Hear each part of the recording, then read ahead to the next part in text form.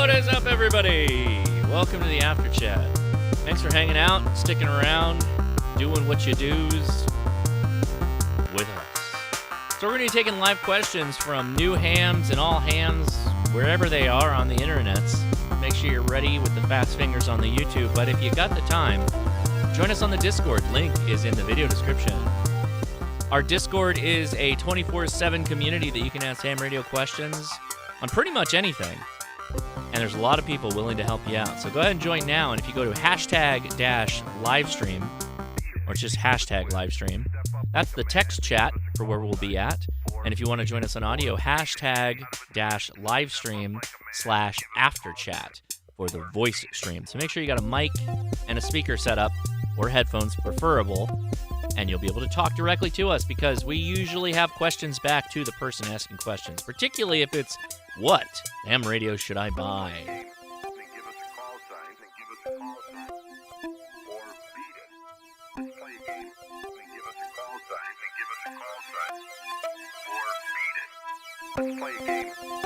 All right. Very good. Thanks, everybody, for hanging out. Thanks, everybody, for taking the time to help me out perform that test. I found that quite illuminating. I had said, and see, I know in my mind of minds, I know that I think I have said 10 SNR is like solid, rock solid single sideband. But I have said you can go all the way down to -10. So the only thing we proved is you can actually go down deeper if you need deeper and deeper, way down, way down. But that you can actually go a little bit lower than 10 and still make a contact, even on kind of a noisy band like 40 meters. So that, for me, just as an everyman kind of test, that was cool. I had a lot of fun doing that, and I hope you all did too. Thanks for the participation. I really do appreciate it. So yeah, boy, how do we go from there? Well, let's do a reminder. Check out hamtactical.com if you want to pick up some merch to go along with whatever you're doing in ham radio. If you're a Baofeng boy like I am, well then, what if you got a Baofeng that went through a CT scanner? What does that look like? Well, there it is. If you ever wanted to know what a Baofeng looked like that's been scanned by medical equipment, now you've got that. So there you go. That's literally the insider T-shirt. So check that out. And also check out hamtactical.com. If you go, or sorry, hamtactical.coffee. It is our coffee store. If you bought a bag of Give It the Beans a couple of years ago, well, we teamed up with another ham who has a brewing company, Vern 6. And when I say brewing company, I didn't mean that. I mean roasting company for beans. And now he has a whole variety of options, including a full 12 to do a bag of the month club. And so that's what we've cooked up. So every month is a different bag of coffee with a different sticker that you can get from Leia. Leia makes all of these. And that's how you can get things like Ham Radio Crash Course Cat Cup coffee. That's the only way you can get that as part of the Coffee of the Month Club. So check it out, hamtactical.coffee. All right, that's enough of that. Thank you so much. Let's go ahead and go say hi to the folks on the Discord. We have a lot. Well, hold on. Let's see. Let's see who followed us along. Oh, I got a decent crew. Let's see. We'll dive in there. But which is good. And so really, when I'm like using these things, I don't go get like bottled water. I just pull it right out of the tap. Yeah, that's what I do too, because it tastes pretty good around me, so I don't really worry about it. Yo, what up?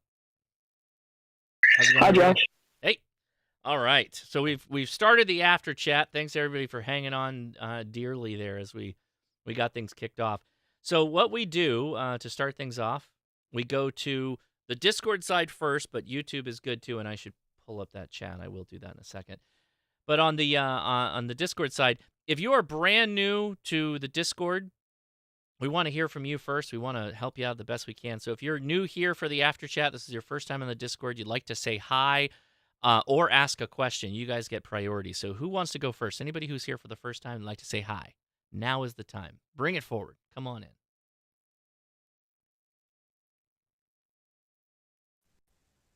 Dan, Victor, Echo 2, Echo Juliet. I got a Dan. Go ahead, Dan. How you doing, buddy? I'm doing great.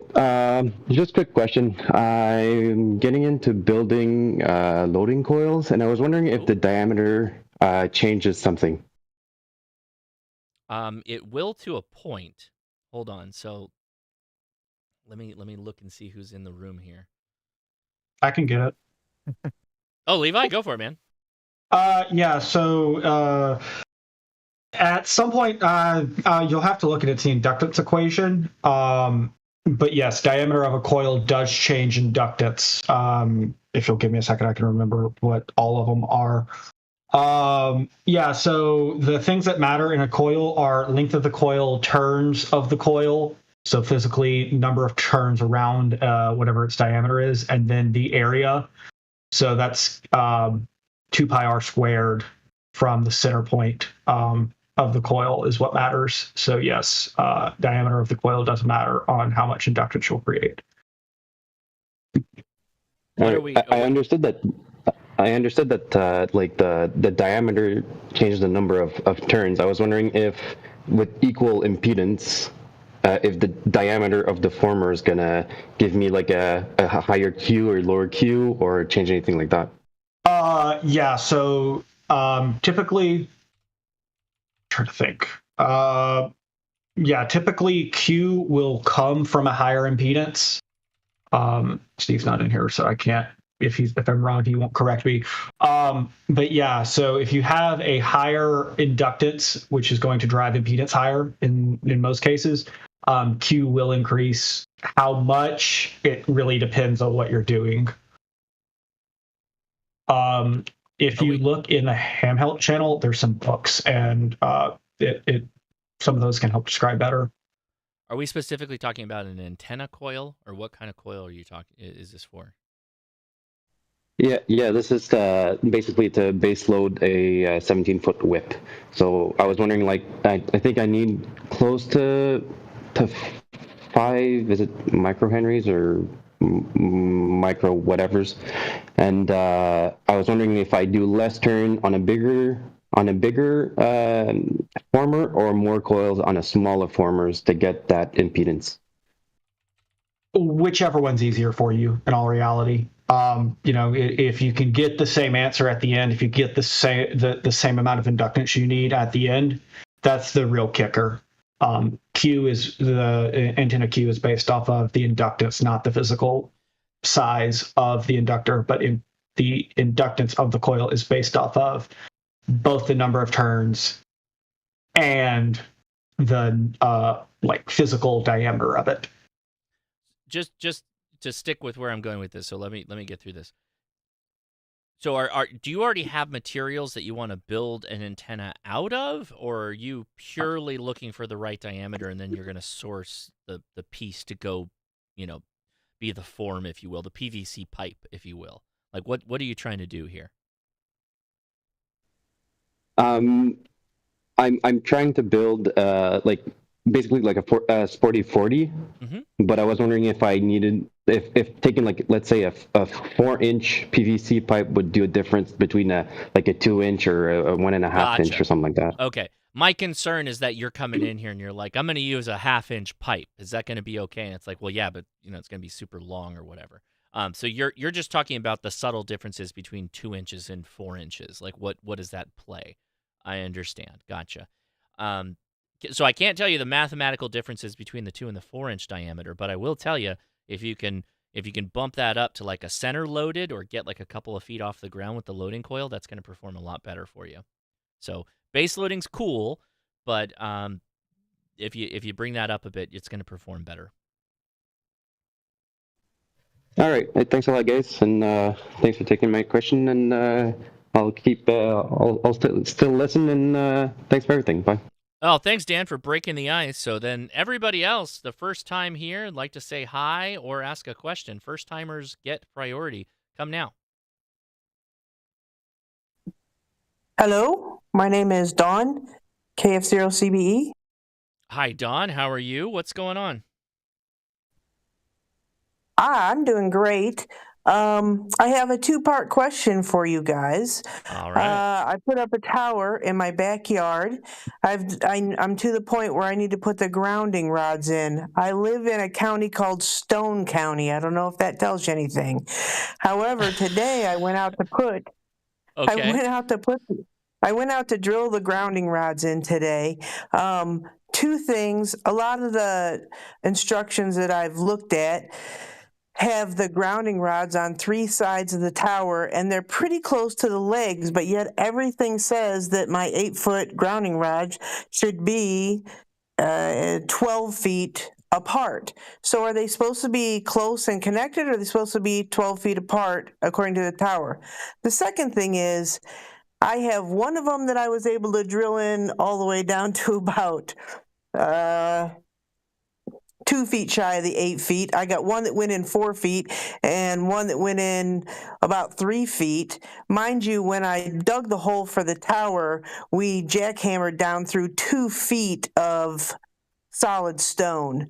So what are my options if I'm not going to be able to get down I with these love rods? this question. I love this question. Dawn, thanks for joining us. This is awesome. Okay. So the first is, how are you drilling? You said jackhammer. So like you literally have a jackhammer and you're breaking rock?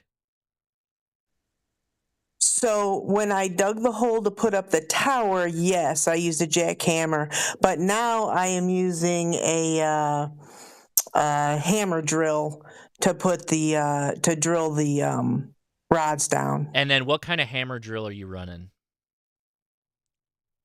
Like a corded, just something handheld, that you just go in there with. You don't have like a Where I'm going with this is when I was putting in a ground rod, I went to Home Depot or whatever, and I rented a demo hammer with the bit.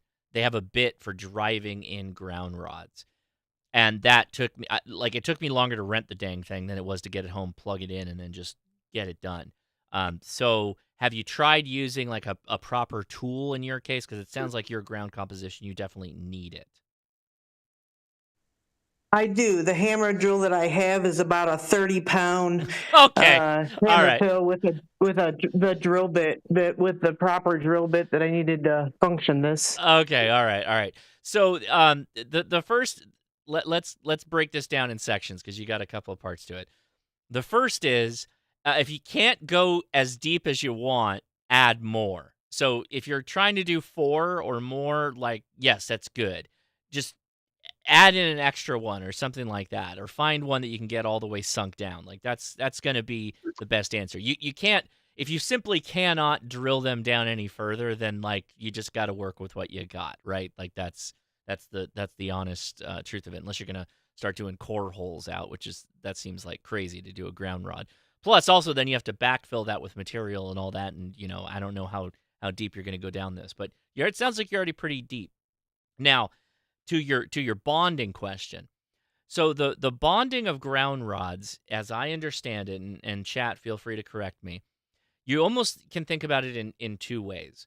There is the grounding at the base of the antenna, right? So why we ground the heck out of a tower like you have is that if you get a lightning strike, like a proper lightning strike on your antenna tower, then you want the shortest path to ground for that lightning to get there, right? You want it to go on your merry way, lightning, get all the way to where you need it to be, right? So that's why you put a lot of grounding at the base, and they can be all close in, right? And then bond them all together and use flat strap, use the whole 9 yards, do all of that to give lightning its best path to that ground. But then when you're talking about going from the antenna to your shack, let's say your shack is a separate building with its own AC power service supply, then that has its own ground solution. Now, if you are like some of the folks in other parts of the states where your AC power has a ground rod, because all the services, they'll drop a ground rod or they'll use something along those lines, and your shack is maybe 20 feet away from that ground rod, and you drop another ground rod by your shack, then you would bond those 2 rods together. And the NEC rules are they can't be less than 16 feet away in those bonding cases in that example. That's different from the antenna ground that we're talking about. So those are 2 separate codes, if you will. Okay, that makes sense. All right, so tomorrow I'll see if I can extract some of those that I have now gotten stuck down in the ground Oh, and I see if I wouldn't. can put them closer. No. I wouldn't. Okay, hold on. So maybe I misunderstood something. So you're kind of like adding a perimeter of ground rods around the antenna tower? Is that my understanding? That's correct. Okay. So you don't necessarily have to extract them and bring them closer together. No, don't do that. Leave them where they're at, but then like bond them via copper strapping and different bonding material so that they all effectively become one ground, if you will. Okay, sure. Yeah, I had that. I was going to trench them and ground them with the number 6. Yeah, Not not stranded, right? We're just solid. yeah, Well, that's the right way to do that. Well, okay, so you're talking about like a shallow trench, like a 6-inch, 1-foot trench, and then lay a rod down? No, they're talking. No. Yeah, I'm putting the rods down into the ground Yeah. as far as I can get them, and then making a trench around there, then hooking each one of them together with the rod, and then taking off. Got it. Yeah. Okay. Mhm. Totally. Now, that's go ahead. Sorry. There's a lot of people that are going to want to talk right now, so I get that. Levi, I heard first. Go ahead. Yeah, that is the proper way to do that. So you're grounding the actual tower, not the antenna right now. For that, follow designer's instructions. If it's Roan, the Roan design book will tell you where to put it, which it sounds like that's what you're doing. That's going to be the way to do it, is trenching around the tower, tying your rods off of the legs, and then tying all the rods together. You can either like bind them together with like ground rod screws. I don't remember what they're called, or thermite welding. Either way, that's the right way to do that. As to grounding your shack, in the house, if you haven't done that, Grounding for the Amateur Radio is a book put out by like Ward Silver and the ARRL. Use that, and then comply with the neck. Yeah. So you want torque down connectors.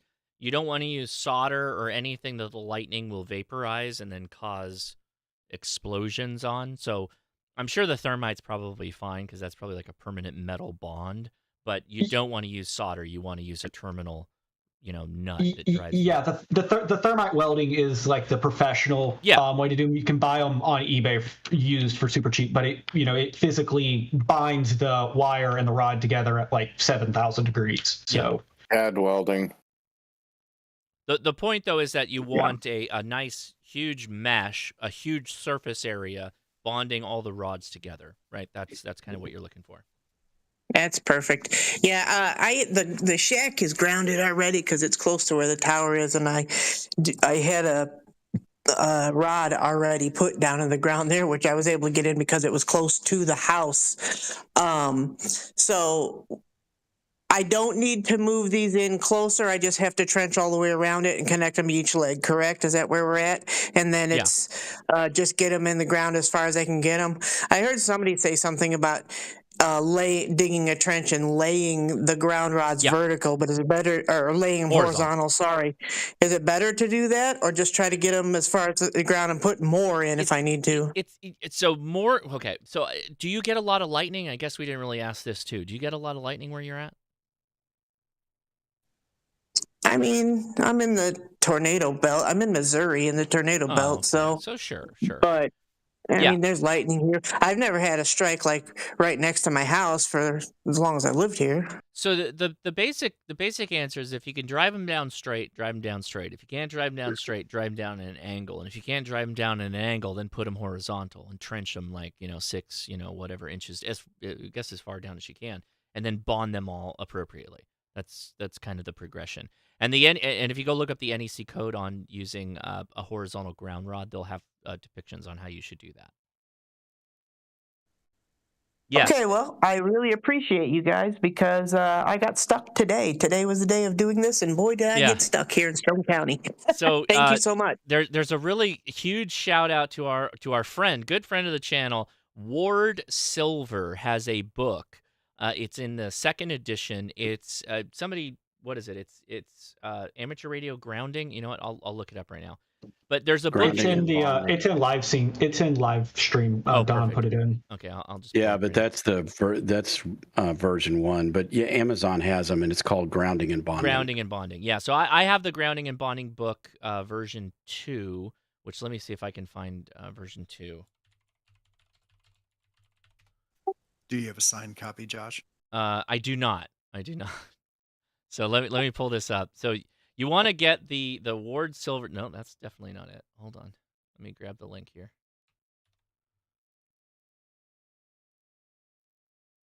There we go. This will cover everything you're looking for. So highly recommended you go check that out. Ward Silver's a great guy, super smart.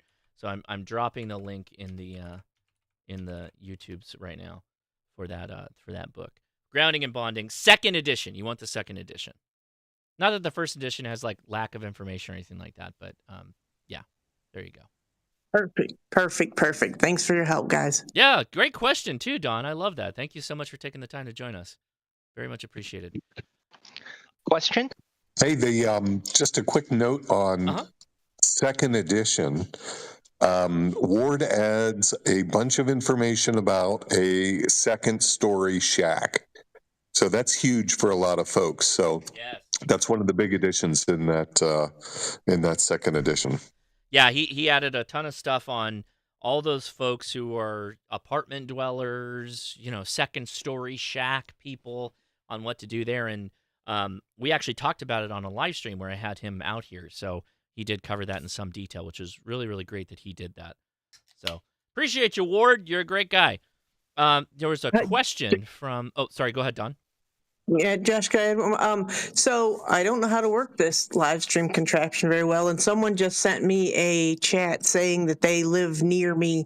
So I don't know how to get to that. So if you want to send me another one, I'll see what I can do. Or so hit me up on QRZ. Yeah, so when you're on Discord, do you remember IRC back in the day? I don't know how old you are, Don. I don't want to assume, but if you look on the left-hand side, there's going to be like my logo, the very far left, that little HRCC logo.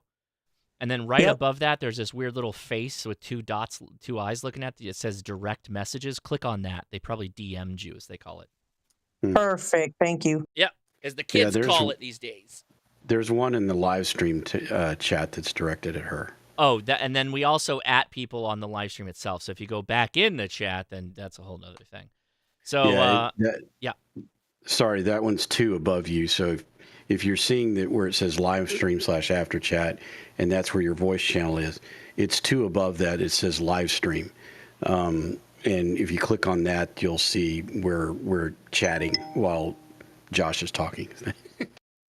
And Mark, you were in there with a question. Go for it. What's up? Yeah, this is more for the, not for Don, but for everybody else. But what's the conductivity of rock compared to, good old-fashioned dirt? And I know there's a lot of variations, but I can't imagine it's very good, no? Unless it's high in iron. True. So sand is bad. Totally. It's so if it was like a limestone base setup, that's probably pretty poor, but it's granite. That's probably better, right? So I would go with the composition of the mineral. Do we know what she's going into? Hard rock. It's hard. It's hard. It's rock, guys. It's rock. Yeah. So, but I've been doing great. I mean, I have, a wire antenna stretched 104 feet across some trees, and there you go. I've spoken all the way to England and stuff on that. So, I mean, whatever the ground is, it seems to be working. I'm also sitting right on Table Rock Lake. Literally, the lake is right here, so I may get a little help with that. Yeah. Might keep in mind, the grounding that you're talking about around your towers for lightning protection. It really doesn't have anything to do with the performance of the antenna. Yeah, so you're in Missouri? Yes, okay. Stone County, Missouri, on Table Rock Lake. So, what one of the folks in the chat is saying, Missouri is in limestone and sandstone is primarily what you got. So, you might be able to just bust through that if you find the right angle, if you come at it from different angles. If you can't get it down you're not necessarily going to pull it out once you get it 4 feet in. I appreciate that. That's pretty much there forever. You can't just take a Sawzall and cut that thing off the top. That's okay.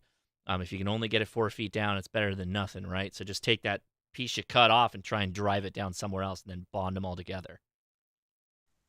Yeah, I think that's what I may have to do. There you go. My other job is a welder, so cutting off metal I can definitely handle. Oh, yeah, you should have no problem in bringing these all pieces together. So there you go. And you probably got some of the material, too. I don't know if you got strap, but strap is good because it's a big surface area, right? The big point of all of this is that you want the least resistance for lightning to get to ground. So big, fat surface area strap is going to be the way to go. Thanks. Appreciate you guys. Yeah, that's awesome. Thanks. Great question. Love it. All right. Well, we got 2 examples of great questions. Oh, who is that? Somebody else in there? Oh, okay. Whiskey 9, Kilo Alpha Charlie. I heard Kurt. Go ahead, Kurt. Yeah, Josh, good evening. Everybody listening and doing the chat thing. Just a quick question, Josh. I'm kind of confused.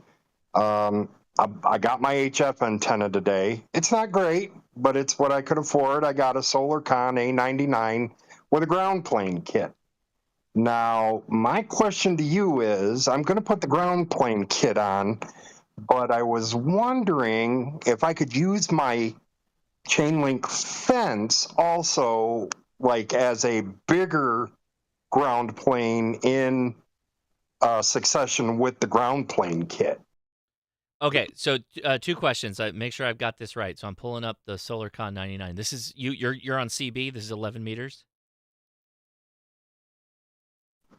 Well, I mean, I'm going to use it for 10, 12, 15, 17. Okay. Got it. So how close is the antenna to this chain link fence? I'm actually going to probably brace the pole against the fence. Oh, yeah. Totally.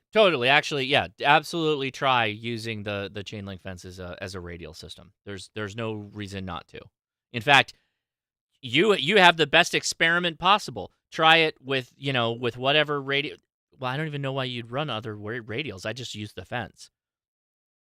Now the problem with the fence, right, is all the top poles and the center mass and all that stuff is all going to be electrically connected. But then the fence itself is going to have like loose connections. They'll touch, but they're all galvanized, right? And galvanized is not necessarily going to have the greatest electrical connection. So I wouldn't be surprised if you needed to go in there and maybe on some of those top rails, sand that down a little bit till you get to bare metal and maybe the receiving side, and then bond everything to that. I might be overcomplicating all of this. The first step is, yes, try it and see how it goes. I think you're probably going to be very surprised in how well it performs by using... How big is the fence? How long? Oh, I'd say probably, let's see, both angles, that line, probably 25 feet. Oh, yeah. Dude, if you were me right now, I would have just been out in the backyard or wherever this fence is, and I would have already been doing this. I would have tried that thing out for the first moment I could. Now, use a decent, like, thick gauge wire to get down to it. Again, surface area is going to be good for that. You might even consider multiple wires that get you to that fence. One single wire will work, but more will be better. Excellent. I just got my General about a month ago, and I'm currently struggling between the 2 HF radios that I want. Isn't that always the way, though? I mean, only 2? Only 2? Well, yeah. It's down to the IC 7300 and the FT 710. Of course, I've been watching videos, like I watched your 710 video from 2 years ago, and the receiver on this thing is just bonkers, man. So, crazy good. Where are you located? What state are you in, or what city? I'm in Kokomo, Indiana. Is there an HRO around you at all, or nearest one's Milwaukee? Milwaukee has the HRO, and then Talmadge, Ohio has the DXE. How far is that from where you're at? About 10, 12 hours. Oh, okay. That's a long way to drive for a radio. So there's this Tim Grayman Poda. I live just south of Indianapolis. If you want to listen to a 7300, I'd usually take that out with me to do Poda activations. Right on. Yeah, Grayman, that's right. I visited your channel and watched you use that. But right now, what I have, once I get that Antron 99 up in the air, I got gifted a 10-Tech Corsair 2. Oh, okay. And this thing, it's just sideband CW. I don't do CW, so at least not right now. But, yeah, there you go. There's the right answer. You don't do CW yet. Yeah. Yep, exactly. But this thing, like, you know, the PTO drifts a little bit, but I couldn't beat the price, and it does 160 to 10. So I mean, it'll do for now until I make my decision. Josh, everybody, thank you so much for answering my question.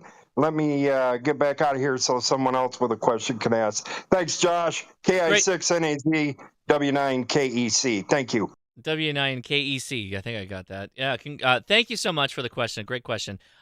You know, you might also start looking at some of the used posts around these forums and all that stuff. You might be able to pick up a 7300 for pretty cheap if you keep your eyes open, because I think there's a lot of people that are moving around, and 7300 is getting a little old now. So, you know, you should be able to pick one up used pretty cheap and effectively. So, yeah, there you go. That's my thoughts. Well, I know that Gigaparts actually has the 710 field for $974. Brand new. That is hard to beat. That is a very good radio. The entire Yaesu line on HF right now is absolutely stellar.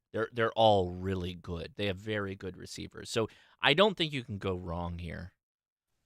I'm going to pair it with a Heil Pro 6 headset with a push to talk. There you go. Yeah, no, that'll be good. Good for you. You'll have fun. Right on. Okay, good. Man, we got some good questions. We've got a ton of good questions to kick this off. That's amazing. All right, who's next? Do we got somebody else new for the first time that would like to ask a question? Come now. I have a question. I'm not new, but I have a question. All right, breaking the rules, James. Here we go. Well, it's what the guy just said about the fence. I got it. Oh, James, can you get close to? I have you cranked all the way to 200%. Can you get closer to your mic a little bit?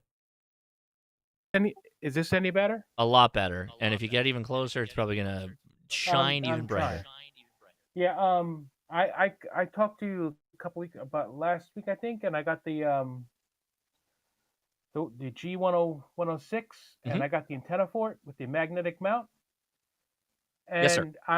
I was thinking of mounting it onto my chain link fence in the back and using that as a radial. Sure. But I was going to mount it with a mast, like one you would put on a light thing, where it has the you screw the antenna in, and there's a wire underneath. You screw the antenna to the radio on. Mm-hmm. I mean, I don't know exactly what you're talking about, but you want to use your antenna with your chain link. Yeah, do it. Yeah, because that's the only question I had. I was going to ask because I'm trying to get the antenna to be, it needs radials to work. It says it in the documentation. Yeah. Like you had said, Sure. like you had told me. Sure. Well, okay, again, this goes back to the same thing I said to Kurt, is try it. You try it, and if your radio's happy and you're making the contacts you want, then it's probably good. If you want to improve it even more, then you want to add more wires to that chain link fence of a high gauge or I guess low gauge, thick wire to spread out the current, if you will. Okay. Thank you very much. Yeah, that's great. All right. Let's see. I have a question about NFET half-wave configuration. Hold on, Joey. We want to make sure we get to all the first-timers first. But don't worry. We'll answer your questions, I promise. So is there anybody here who's here for the first time that would like to say hi or ask a question? We give priority to the newcomers first, make sure they get their questions answered, get you on the air. That's our point. So is there anybody here that has that meets that requirement? Come now. Hey, this is Dave, KB5UTY. First time on the Discord side, just saying hi. Hey, it's Dave. I saw your signal report earlier. Better than a UTI, am I right? Yeah, that's right. Right on. Well, thanks for joining us. No questions, though. Do you have a question? No questions. Just soaking it all up. Very good. All right, who's next? First timer would like to say hi or ask a question. Go ahead. Okay. All right. We answered. Well, we'll come back. If there anybody is. By the way, if you're watching me right now and you're like, "Oh, I'm going to join him," I'm going to work my way into Discord. Just speak up and say I'm a first timer. It's no big deal. We'll bring you right in. It's not a problem. All right. So open questions. Anybody, anywhere in the Discord and the YouTube. Go ahead. I have a question about NVIS half waves. Joey, go ahead. I saw you, and then we'll come back around. Okay, so I have an NVIS half wave at like 55 feet at the apex, and then it's a sloper down to a fence at like 4 feet. Make sure I understand the feed but point. It stays up in the air. Hold on, Joey. Hold on. You said you got a sloper at 55 feet. So is the feed point at 55 feet, and then the wire slopes down? Is that what you mean, or the feed point's at the base and then slopes up? The feed point is at the top. Oh, so okay, it's great. At 55 feet. Okay, I understand. Yeah. Go ahead, continue. Thank you. So it comes down, and then the end, I would say, is like 20 feet in the air, then it switches to rope and goes down. Mm-hmm. But I was wondering if that's ideal, because I'm just trying to go for something that's like relatively omnidirectional, just getting out everywhere. So is there something that would be more ideal for that, or is that good? Okay, so what does more ideal mean to you? Like, what are you trying to do? You said you want an omnidirectional antenna. So is that your goal? Is that your primary goal, or where are you going with it? Yeah, I just want to get it omnidirectional, and then ideally something that wouldn't, like something that has low takeoff angle, if that's the correct term. So low takeoff angle is going to be more like a vertical antenna. At 55 feet with a wire antenna that's sloping, you might not have omnidirectional. It might favor a certain pattern. If it was like an inverted V, so if you like had the feed point at the base and then came up and came down, that might perform more omnidirectional. But at the end of the day, like, is it performing problematically for you, or is it functioning correctly? Yeah, everything's working fine, but I was just curious to see if there's something that would work better. So if you asked Chameleon Antennas, Carl over at Chameleon Antennas, he'd say that feed point at the top with the wire sloping down is his favorite configuration. It's the configuration he recommends in a lot of cases. So you're already fine. I think your antenna setup is fine. I mean, based on what we already saw with the Whisper test earlier today, I would just get out there and start rocking it. Start making as many contacts as you can. I don't think you have necessarily a problem. If anything, is it a straight shot too? You just go from the high point to the low point? Yeah, it's just straight down, high point to low point. So the only thing that you might consider is moving the low point. You have the ability to move the low point around, like a north-south position, an east-west position. Which way is the line pointed, like if it was a straight line to like a compass angle? It's going like west to east, like from the feed point is to the west, and then the like it's going east from the feed point. Okay, so generally a long wire will kind of behave like a dipole, and so can you make it go north-south? Probably. I'd have to look. So these are all good experiments that you should do, and this will give you a lot of good information. Is try to move it north-south and see what the behavior is. Okay, I'll try that tomorrow. Yeah, that'd be fun. Great. I love that you have the space to be able to do that. That sounds amazing, to just be able to swing 100 feet of wire off into a north-south configuration versus east-west. That's amazing. Yeah, it's nice to be able to have a bunch of branches that I can just throw things on. Dude, I hear you. Do it. Try it. Yeah, try it. And then you tell us. Come back next week and let us know. All right, I will. I like it. All right, very good. All right, who's next? Any questions? Justine. Bill, I got a bill. Go ahead. Outstanding. I cannot tell you how many months I've been trying to get this microphone to work on Discord. I've never used Discord before. Holy Jesus. It sounds great. It sounds like you if you didn't tell me that, I would have never known. How's it going? That's okay. So I'm new to ham. Thanks to your HRCC, I got tech solely because of your tech classes. And I got to say, thanks. Appreciate it. You didn't have general, so I stabbed and picked and beat my head to a bloody pulp until I got that done. Good for you. Congratulations. Thank you. So now I'm in a club that is lacking participation, I'll say. And I have rewired the entire shack, which is a second floor shack. So thank you for the plug-in about the grounding and bonding of a second floor shack. I will be definitely reading that. Nice. Very good. Is there clubs out there that do memberships that is remote?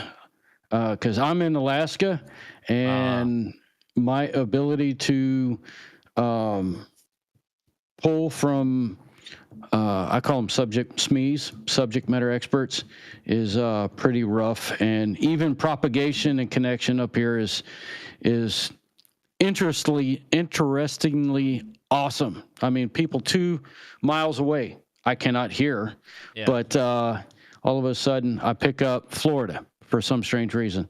So where in Alaska are you?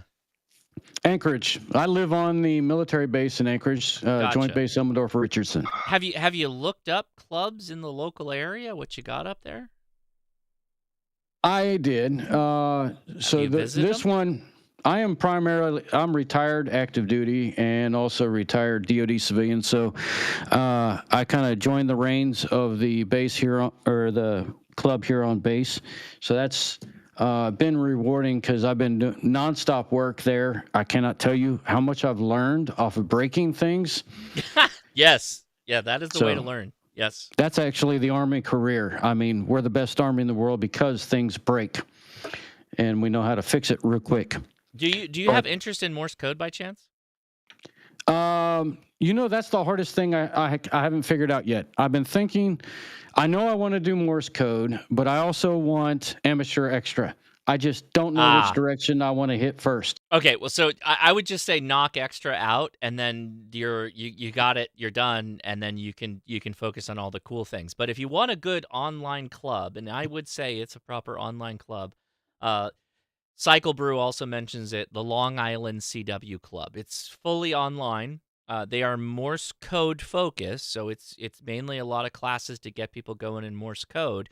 But they do weekend talks and they do all that other stuff too that you can zoom in and make sure you catch them on the fly, when they happen. But I would and on Ham Nation there was somebody in the northern part of Alaska. It was Randy was telling his story of going to the northern tips of Alaska, and there's a club out there, and they were doing some wild stuff. Like literally had. I almost want to pull the video up from the Ham Nation, or pull Randy's video up and give him credit. They literally had like a rod that they had connected to a meter, and they physically moved the connection point of the rod, and it gave them a physical representation of the RF wave, which was freaking awesome. That was Fairbanks. They were in Fairbanks, which is pretty far north from where you're at in Anchorage. Very, very cool. And that was just a club, like all the way up in northern Alaska, right? I'm sure there are clubs outside of where you're at in the military base that you can go try them out. Go visit them. You don't have to join. Just go visit. Find the one that works for you. Have you used the ARRL locator for clubs? Have you tried that?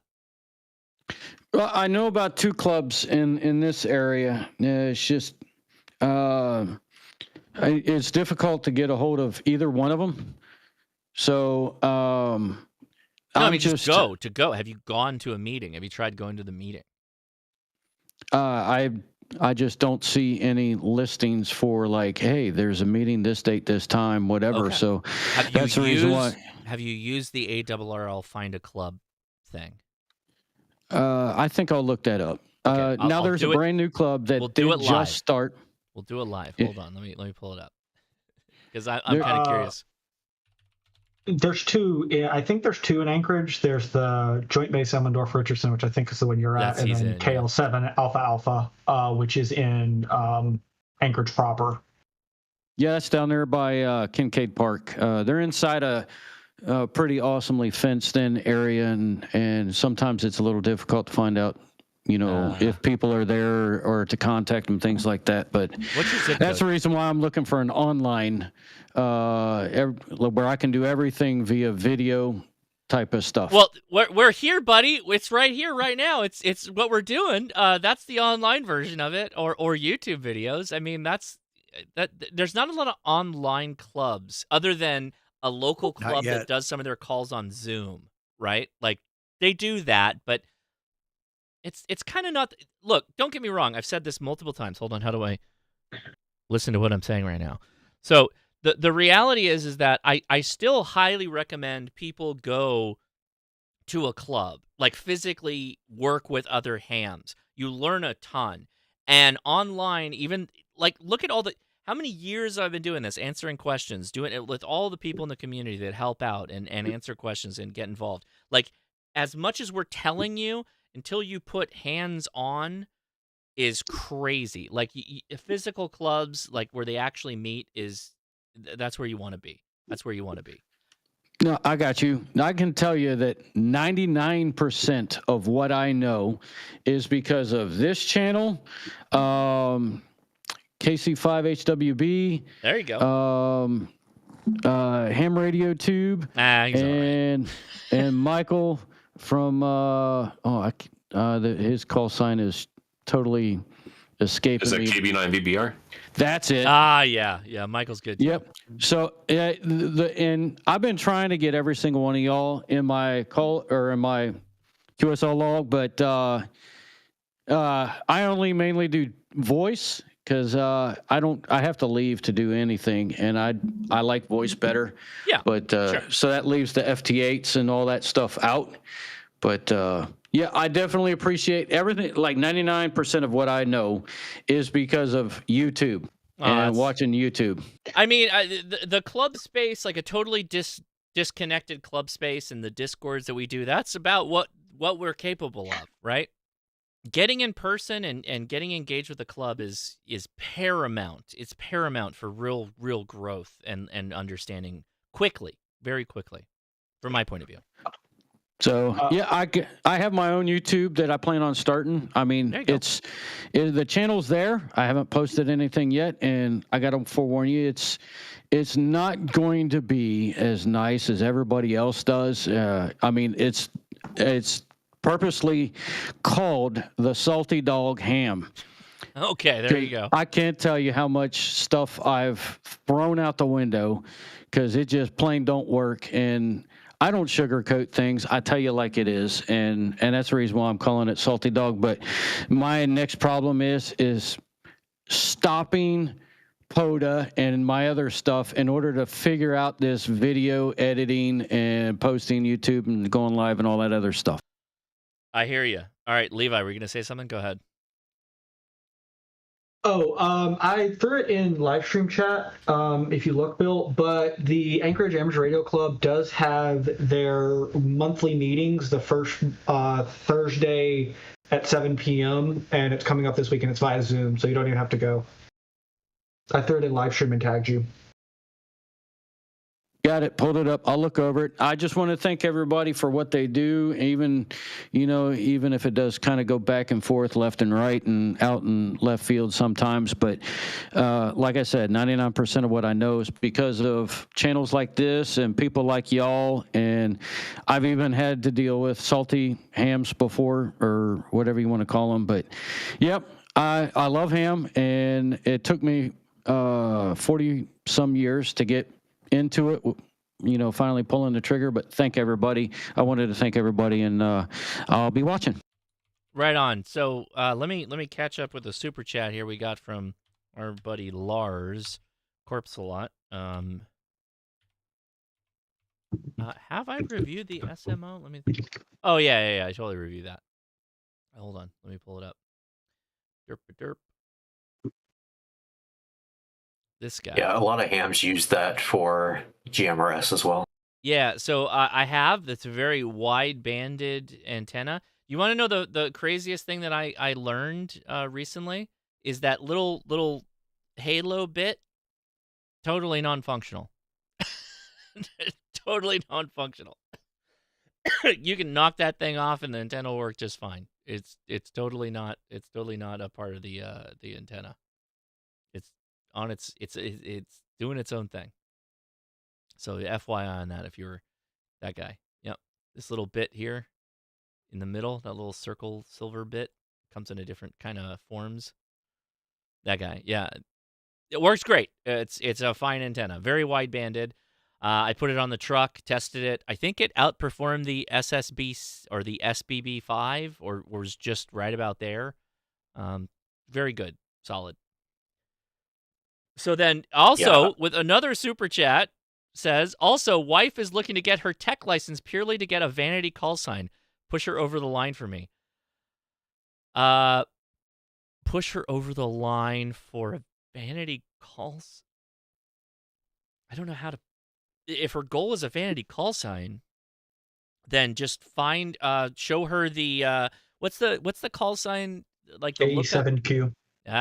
Levi, what is it? AE7Q? Yeah, Alpha Echo 7 Quebec. Yeah, so here you go. Let me drop the link for this so you can find it. Uh-oh, it's down. Let me see if I can pull He up the goes name. down a lot. Okay, I'm gonna drop the link for it, Lars. You wait for when it comes back online. But this is where you want to go to. And there's K2CR as well. Yeah, are we selling her on ham radio, or what type of call sign to get? Well, if you give her a search engine, maybe she can find the best call sign, and then that will give her a fire to get her license, right? She's like, oh, I got to get that license because I don't want to lose out on this call sign. There you go. I don't know if that helps, but that's what I got. All right. Who else is new? Well, I guess not new. We can just open it up. We're opening it up to everybody at this point. So any other questions? Let's take them. Yo, Josh, it's K Booty. Yeah, let's go to K Booty. He's hospital bound. He's coming to us direct from the hospital. How you doing, man? I am doing not well, but I've improved somewhat. So I've been here a week. Came last Friday. So I've been here over a week. I have a staph infection in my lower right lung, and I have an effusion that when I got here was very small, but then as of a couple days ago, an effusion is like a pocket of fluid in your chest cavity. Jesus. So it got to be about 1.5 liters. So now I have a chest tube in, draining that, and that also tested positive for staph. So I don't have MRSA. Doesn't look like I have MRSA, which is good. Yeah, the flu. I had the flu, turned into pneumonia, turned into a staph infection, turned into a collapsed lung, and now I'm like crucified by tubes. Jesus. And yeah, this is like the worst thing that's ever happened to me. That's crazy, man. Yeah, I'm on drugs. I'm on Norco right now, and if I wanted something stronger, I could have it, but that didn't last as long. So I'd rather be a little more miserable, but you know. So this is rough, but I'm gonna get through it. I am going to get through it. I will owe $400 million, I think, when I get out of here. Probably, yeah. Yeah. So, but I'm not hooked up to an IV right now, but I'm sure I will be shortly. I've been hooked up to so many IVs, mostly antibiotics. And my feet are swollen, which is weird, but whatever. But I can't lay down. I haven't been able to lay down in a week, so I've been sitting in a chair, sleeping, sitting up in a chair. Why can't you lay down? What? Because my lung has collapsed. Oh crap! Oh yeah. Okay, that makes sense. Jeez, man. Yeah, I'm trying to get my hands on a picture of my X-ray, my last X-ray, so I can show people just how foobar I am. But yeah, I've never been admitted to the hospital before.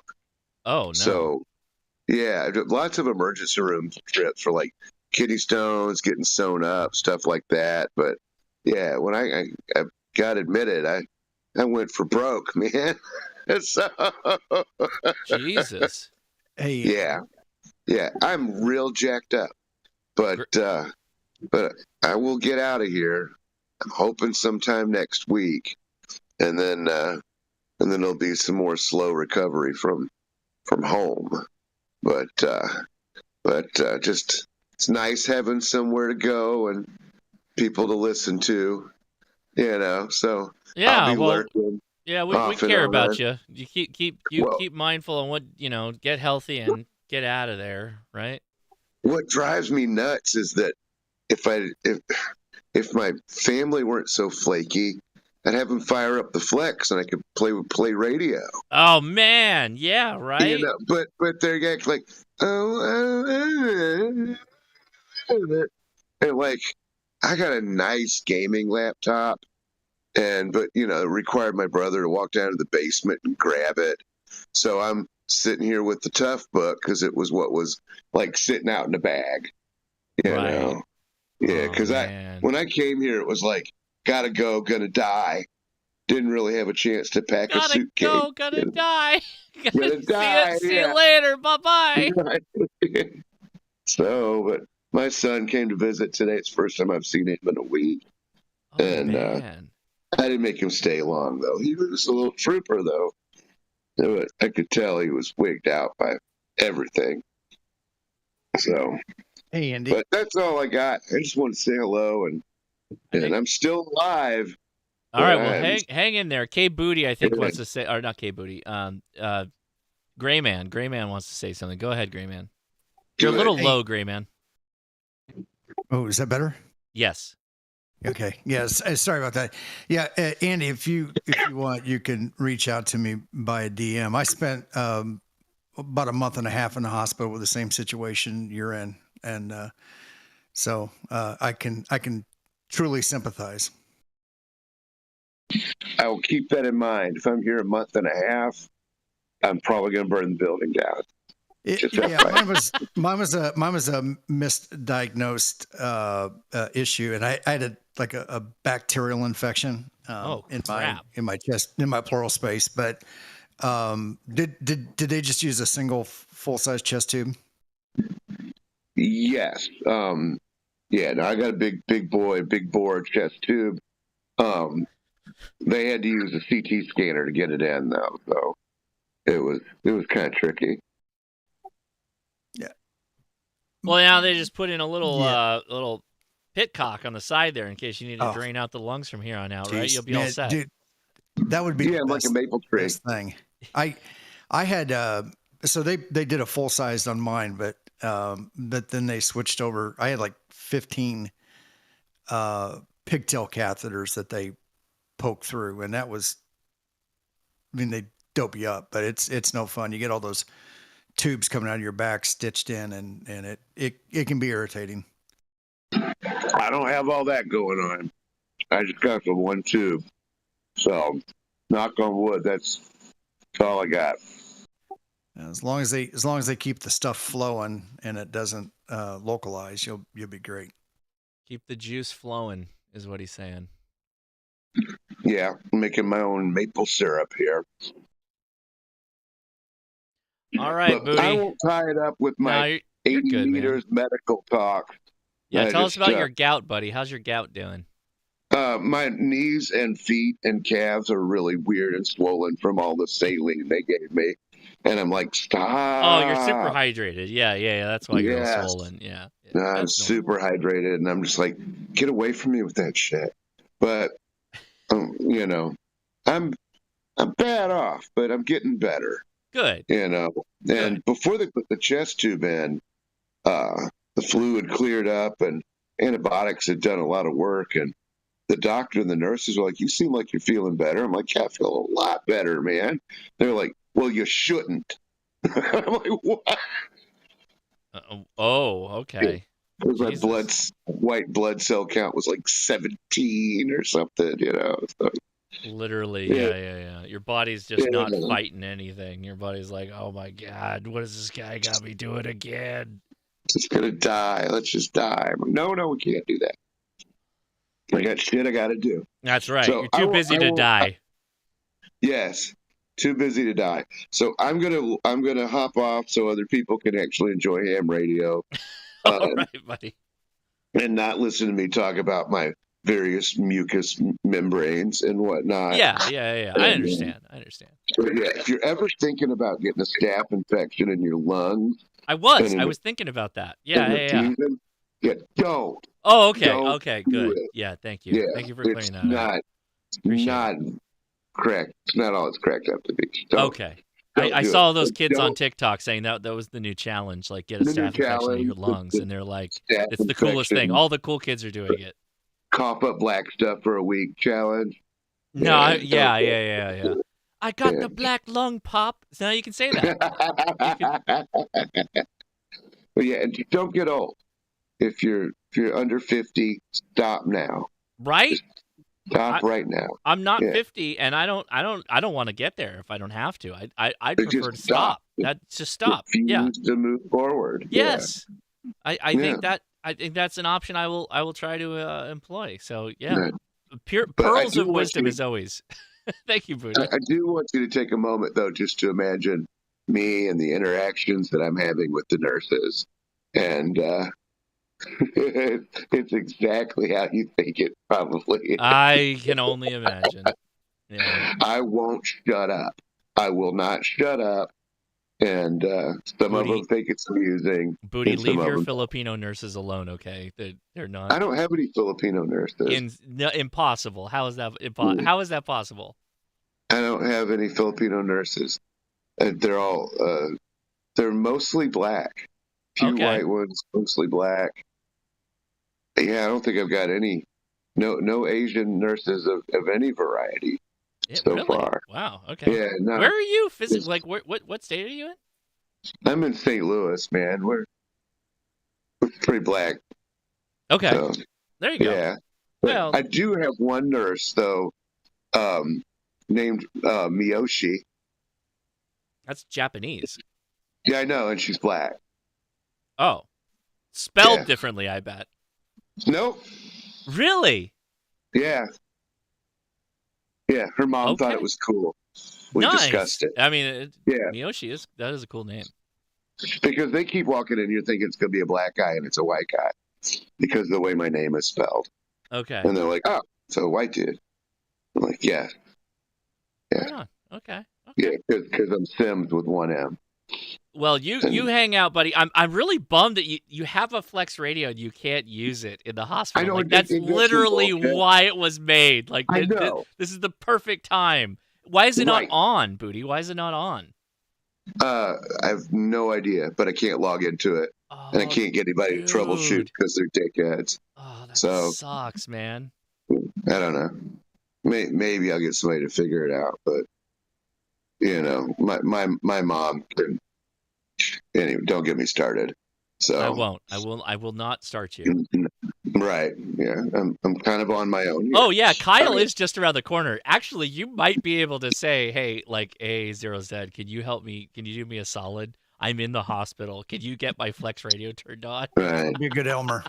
That might be the move, dude. That might be the move. He's more across town, but I can see. I can try. That's not that bad. That's not that bad. He might be able to do it, man. Yeah. But Willie, he's probably afraid of what he'll find in my basement. I mean, he's a YouTuber. That'll be good content, I bet. That could be. I'll see if he'll take my calls. We went to the K Booty basement, and here's what we found. Right. Could you imagine?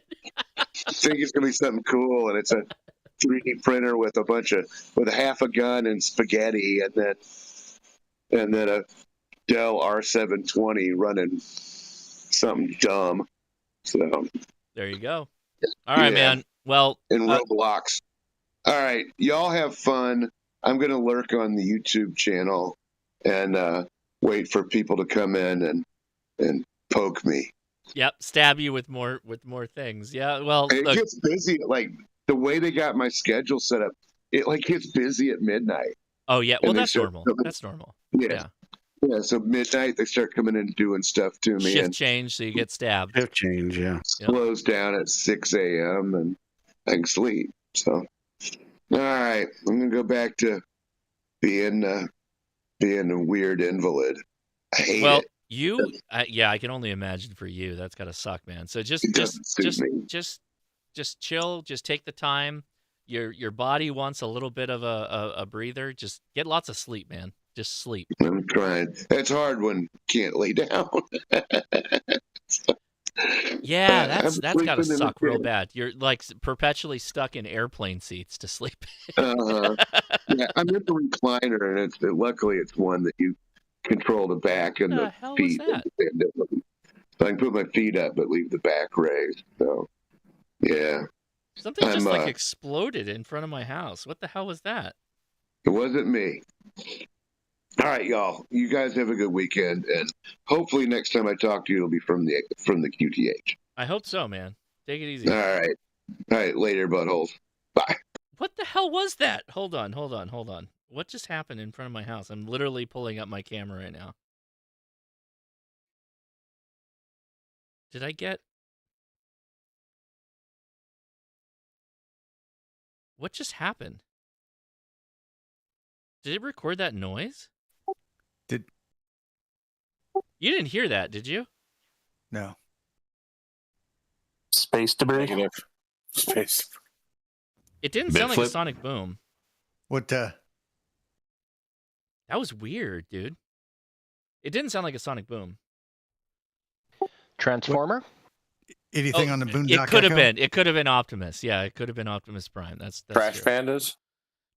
No, we don't have any trash pandas. We have a lot of possums. Not trash pandas though. Drone strike. Do not talk could have about been. my family that way. Do not talk about my family that way. I'm a big fan of the trash panda. I've always been. Bumblebee. No, okay. All right, let's get back to it was great to hang out with K Booty there. That's good. I mean, as much as it's wild to think about, like this is actually like a community of people that have been hanging out here for a really long time and having fun together, and you look back and you're like, holy crap, it's been 8 years, and you're like, geez, where's the time gone? It's insane. So yes, we appreciate you, K Booty. We care about you, and please do rest up, and we want to see you back in here. So, all right, who's next? Somebody with a question, ham radio question, come now. I got an update from last week. Or let him go first. I saw Ken, and then I'll go to Sonic. Go ahead. Hey, Josh and everyone else. Yeah, first-time caller. I was the one that worked you on 40 earlier that didn't read the manual. No, you're good, man. Appreciate appreciate you can make a contact. That's the point of all of this, is being able to make a contact. That was the point. So yeah, thank you for doing that. Yeah, so this question is a little bit off topic. I know you're probably going to go to pilgrimage to Dayton, and I was trying to do my first maybe this year. Good. But I found a hotel, unbelievably. Mm-hmm. But traveling there, when you normally travel, because every flight I saw gets in like super late at night, like 6 o'clock. Are you so California? Do you usually get there like a day before? Oh. Yeah, California. Where you at? I'm in Sacramento. Oh, okay. So my general road to Dayton, I try to arrive on like a Wednesday. So I actually get there really early because I go to the 4 Days in May after show things. 4 Days in May is like the QRP show that happens. Yeah, and that's the one I also wanted to go to. Yeah, so for me, traveling on the Wednesday is the way to go. You're generally a little bit cheaper with the travel costs. The flights are a little bit easier, but I always dogleg it. You cannot. So you got two options. You can either dogleg it into Dayton, which is generally what I do. I'll end up flying to like Atlanta and then flying into Dayton from Atlanta, or you can fly into Cincinnati and then drive into Xenia proper, or wherever your hotel is. Cincinnati's not that far off, so it's not that big of a drive. That's generally what people do to get to Dayton. Gotcha. Yeah, I was looking at that too. Cincinnati, I just would be fine going there, but on the way back, I wouldn't want to drive and trying to make the airport and turn the rental car in. But so it's not that bad. It's not that bad. The traffic isn't that bad. Is the 4 days in May? Is that on Thursday? There's a Thursday and Friday event, so it's 2 after-hour evenings. I believe the order of operations is the first night is the vendor night, and then the second night is the competition night. Yeah, that's how 4 days in May runs. Yeah, and so we go to the Hope Hotel is a great hotel to stay at, by the way. So if you can stay at the Hope, oh no, sorry, it's not the Hope. Is it the Marriott? 4 days in May is at the Holiday Inn. The Holiday Inn. The Hope has been booked since the day they opened that room block because all the contesters stay there. Yeah, so the Holiday Inn's a great hotel to stay at because it's not that far away from anything, so you're kind of centrally located. The Hope, getting in there is really difficult. I've never stayed at the Hope. It's crazy busy to get in there because that's also the same hotel as Contest University, so it sells out like immediately. But yeah, there you go. All right, appreciate the info. Yeah, I'll look for you if I do end up making it. I will be there. Okay, very good. Sonic something is next. Who was that? You can call me Justin if you want. That's my real name. Sonic God. I look at people's names that they put on their stuff. So you're good, man. Oh, Go for it. No worries. Kilo Foxtrot 0 Quebec in November, Mike. That is my call sign. Ooh, buddy. So, from last week, we were doing some testing with the ATOS A120 antenna. Yes, sir. And per your suggestions and Mike's KMRD, removed the middle strap, redid the screws in the bottom, and all the wiring and whatnot. And I was able to finally get it to auto-tune to all the different frequencies, 40, 30. But on 20 meters, it still is kind of itching past the 2.1 mark and sometimes does not finish tuning. Well, okay. So what is the marked improvement on SWR from when we talked to you? Is it like 1 to like are you basically below 2 SWR and everything? Everything is below 2.1 SWR except for 20 meters. It's fine. You're fine. You're So, fine. That being Don't said, pass go. Ship it. Do not cost $200. Ship it. 2 to 1 is fine. Ship it. the only other weird thing, Send it. and it's a small thing, is now I also have a GMRS radio in my car. I got the Wouxun KG 1000G Plus. On 20 meters and 17, when I transmit, the little speaker and the handset buzzes from my HF radio. So I have to unplug it from my GMRS radio so that when I'm transmitting an HF, that little speaker doesn't buzz. It's such a weird thing. Well, I mean, it doesn't matter, right? No, I don't believe so. Didn't think there was another way around it. Choke it. Oh, yeah, she's choked up. She's choked up, bud. She's all choked up. Yeah, so I put like 5 ferrites on the power adapter on there. It doesn't really affect anything, but as long as I unplug the handset, it should go mute. But as far as I can tell, the ATOS works quite well, and I really appreciate all your help. So, I mean, is it a big improvement or like? Oh yeah, it actually finally auto-tunes most of the bands. 20 meters sometimes I have to manually adjust, but other than that, I've been able to activate a park today with the ATOS, so it seems to work well. Okay, so you got it going. You got it going. Yep, got it going. So you wanted an update? I give it. The point is you gotta send it now. You gotta send it, bud. That's the whole thing. So now from this point, like, where can you go? You can start bonding doors. You can start bonding hoods and trunk latches. You can go around and put toroids on the feed point and the power line. All that stuff are all like steps on the path, right? That you can do. Yes. That's only going to improve your signal getting out, right? That's what you're aiming for right now. Yep, so I got ferrites on the antenna feed point, got ferrites on the power adapter for both the HF radio and the GMRS radio. My whole chassis, as far as I can tell, is bonded. So not much improvement that can go on from there. I'd have to do more testing. There's one little add-on that I might want to use, and that is the SO239 lug nut, and try to ground that, but I don't know if that's going to improve anything beyond that. Yeah. Yeah, okay. I don't know, man. I would just rock it. Most people get too focused on like the trying to get the SWR down as low as possible, and the reality is that you're good enough to do everything you want to do. You know what I mean? Yeah. And the FT891 is a great radio. It's highly tolerant, very reliable. I've been able to activate several parks from it. Well, I mean, that's most of the radios that are like that mobile configuration are tolerant to SWR mismatches up to like 3-to-1. So you're fine. And the reality is you're probably putting out a decent amount of power anyway through that antenna, aside from all the stuff in the chain that Steve will inevitably tell us about. But don't worry about it. Just get out there. Just run it. You're not going to hurt the radio. Everything's fine. You're going to be good. All right, greatly appreciated, Josh. You're a champion. Well, I'll put one tick mark in Mike's tally too, because he had some points there as well. So appreciate it. All right, who's next with a question anywhere? Let's take them. Hey, Josh, this is Brian K2BRZ. I got a Brian. Go ahead, Brian. Thank you so much. This is actually my second time on Discord, but I didn't get a chance to ask a question the last time. Okay. I actually have a question about portable Feedlines. I have some leftover RG8 that I got, or RG8X I got from ABR. I was planning on cutting 15 feet off and using that as my Feedline when I'm portable.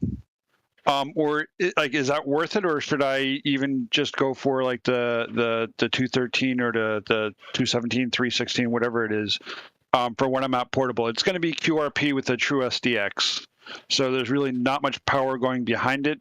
So I don't know if I would be losing anything with the RG8X, or should I just go get a short little 213 or 217 or whatever that is?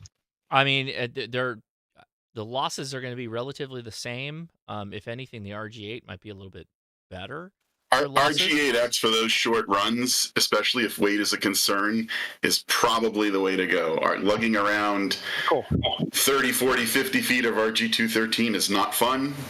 RG8X just coils like rope. Right. I'm literally playing around with some new gear here, and here's what I've been using for a long time. What is this? 316? 316? Yeah. 316. Yeah, RG316, if you can find it cheap enough, is for QRP, way to go.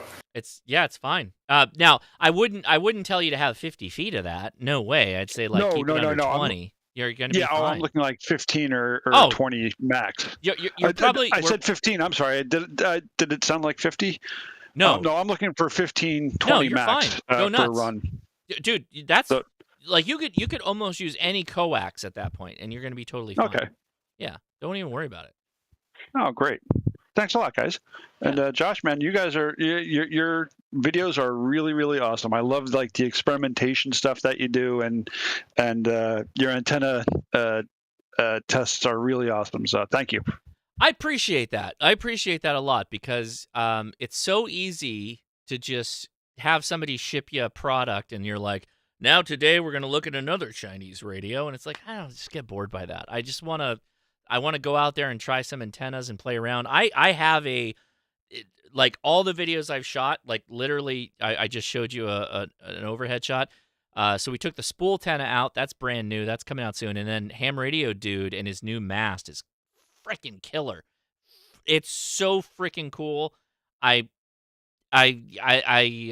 going to talk a lot about that stuff, but a lot of stuff has been doing is all testing new stuff, which has just been awesome, super awesome. So yeah, I appreciate that. Appreciate the feedback and all the thoughts there.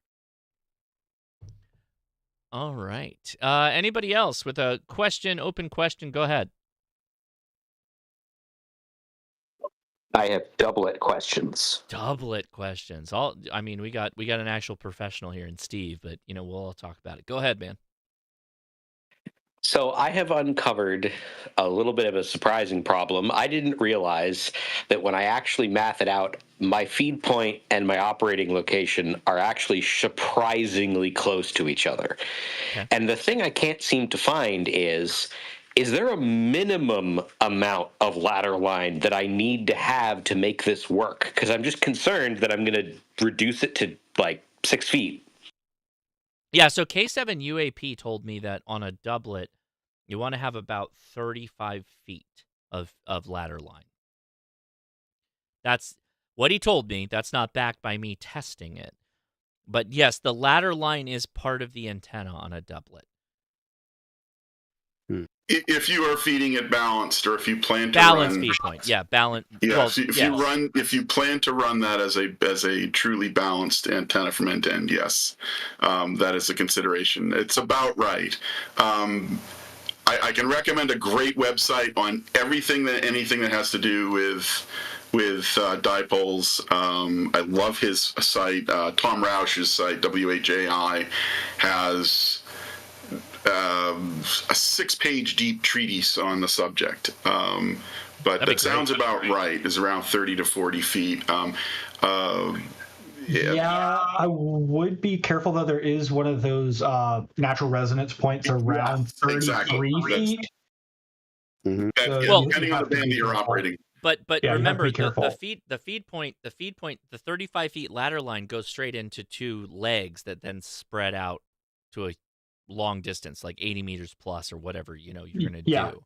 So that's also part of the antenna. It's all part of it. So the 35 feet is a factor in of the legs that you have splayed out. And then what if you have the other problem? I need to run. In fact, my run is over 200 feet. You're fine. You're fine. You're absolutely fine. In fact, what I would do is I would run that 200 feet of ladder as far as you can to the house. I'd use a good 1-to-1 balun, a real 1-to-1 balun. The DX Engineering tuner balun, they call it, is a fantastic piece of gear. Balun Designs also makes a really nice one, but I'd run a true 1-to-1, and then no more than 10 feet or so of unbalanced line into the shack. But yeah, you're fine with that. You can, and fun fact, a balanced line or ladder line is far more resilient than you think it is. It doesn't have to be perfectly straight. You can zigzag it around in the air. The 2 things you really can't do is you can't lay it on the ground. You can run it around gutters. Don't run it parallel with it, but if you put a twist in it, if it has to pass something metal like your gutter or a metal structure, if you do it at a perpendicular, if it passes perpendicular and you put a slight twist in it so that you distribute that near field reactance or the change in reactance to the line around the axial area of the line, you're perfectly fine. But you'd be surprised how abusive you can get with that in running it, and it'll still work perfectly fine. Yeah, I actually on mine, and forgive me, Josh, but I actually come down 50 feet down the tree, and I tie it to the tree so that it doesn't just stretch out from where the feed point is. It comes straight down 50 feet, and then it goes 150 feet to the shack. And to get to the shack, I'm going over, to keep it up off the ground, I'm going over 2 limbs of a tree to in like about 25 feet and then 75 feet in order to keep it up off the ground. Yeah, that's cool. One other thing I might recommend, especially if you're doing random length dipoles or longer dipoles, is going to 300 ohm. The impedance transformation is a little bit easier on baluns. One of the things you have to take into account is especially if you're using an external transmatch, is when you get most transmatches, even in the range of 10-to-1, don't like to work at low impedances. In fact, that's where you get in trouble with transmatches. When you start to work with very low impedances, then They become very inefficient. That's where you start to get a lot of circulating currents, create a lot of heat, and things go pop inside. So keeping the impedance higher than normal is sometimes a better thing than trying to run it really low. So, if given the choice between a 4-to-1 or a 1-to-1, I'll take the 1-to-1 every day. And 300 ohm is sometimes just an easier bit of impedance transformation that keeps the impedance a little bit higher. And antenna tuners generally seem to want to like higher impedances better than very, very low impedances. There you go. That looks very cool, whatever that is. I'm playing around. I have this Harbor Freight light, and it's I love this. This is like my new shack light. So when I get underneath the when I start fooling around with wires and stuff, I pull out this light. It's so bright. It's got magnets everywhere, the base, the sides, and it's got a hook. It's been awesome. Anyway, I'm fooling around with it because it kind of looks like a lightsaber when you hold it up like this. It's like a blue lightsaber. It's mainly me just screwing around right now. Okay. Doesn't matter how old you get. Never. Your brain's always wondering, can I make that a lightsaber? Yeah. 100%, Paul. 100%. Okay, I need to use the restroom, but Travis has a fantastic question, so I'm going to open this up to everybody. And you guys, just treat it like a repeater. Let everybody talk. I'm going to mention it, and I'm going to come back around and give my thoughts, too. I'm looking for a way. This is a great question, but you got to think about it a little bit. I'm looking for a way to wirelessly transmit signal from my antenna into my home using Wi-Fi or another wireless methodology. Why? Because running the coax from my antenna to my house is a pain. So Travis is in chat. So you have questions for Travis. You have to do a chat thing. Like, first of all, I'll just ask the question. Travis, how far away is your home from the antenna that you want to line up? So reply back with that, and I'm going to leave you guys to pontificate, and I will be back in 5 minutes. Probably less than that. Go ahead. 40 feet. Travis, it's Mark here. Can I ask you a couple of questions? They're in chat, so you have to either have to type them or just wait for the response from text chat. They said it's only 40 feet, and the main reason is their wife will hate it.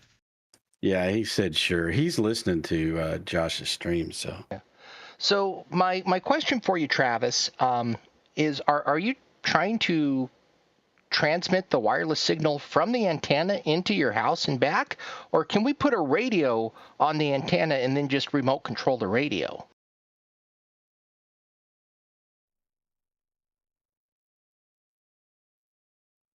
I would even suggest a couple of Raspberry Pis running Opus over Wi-Fi.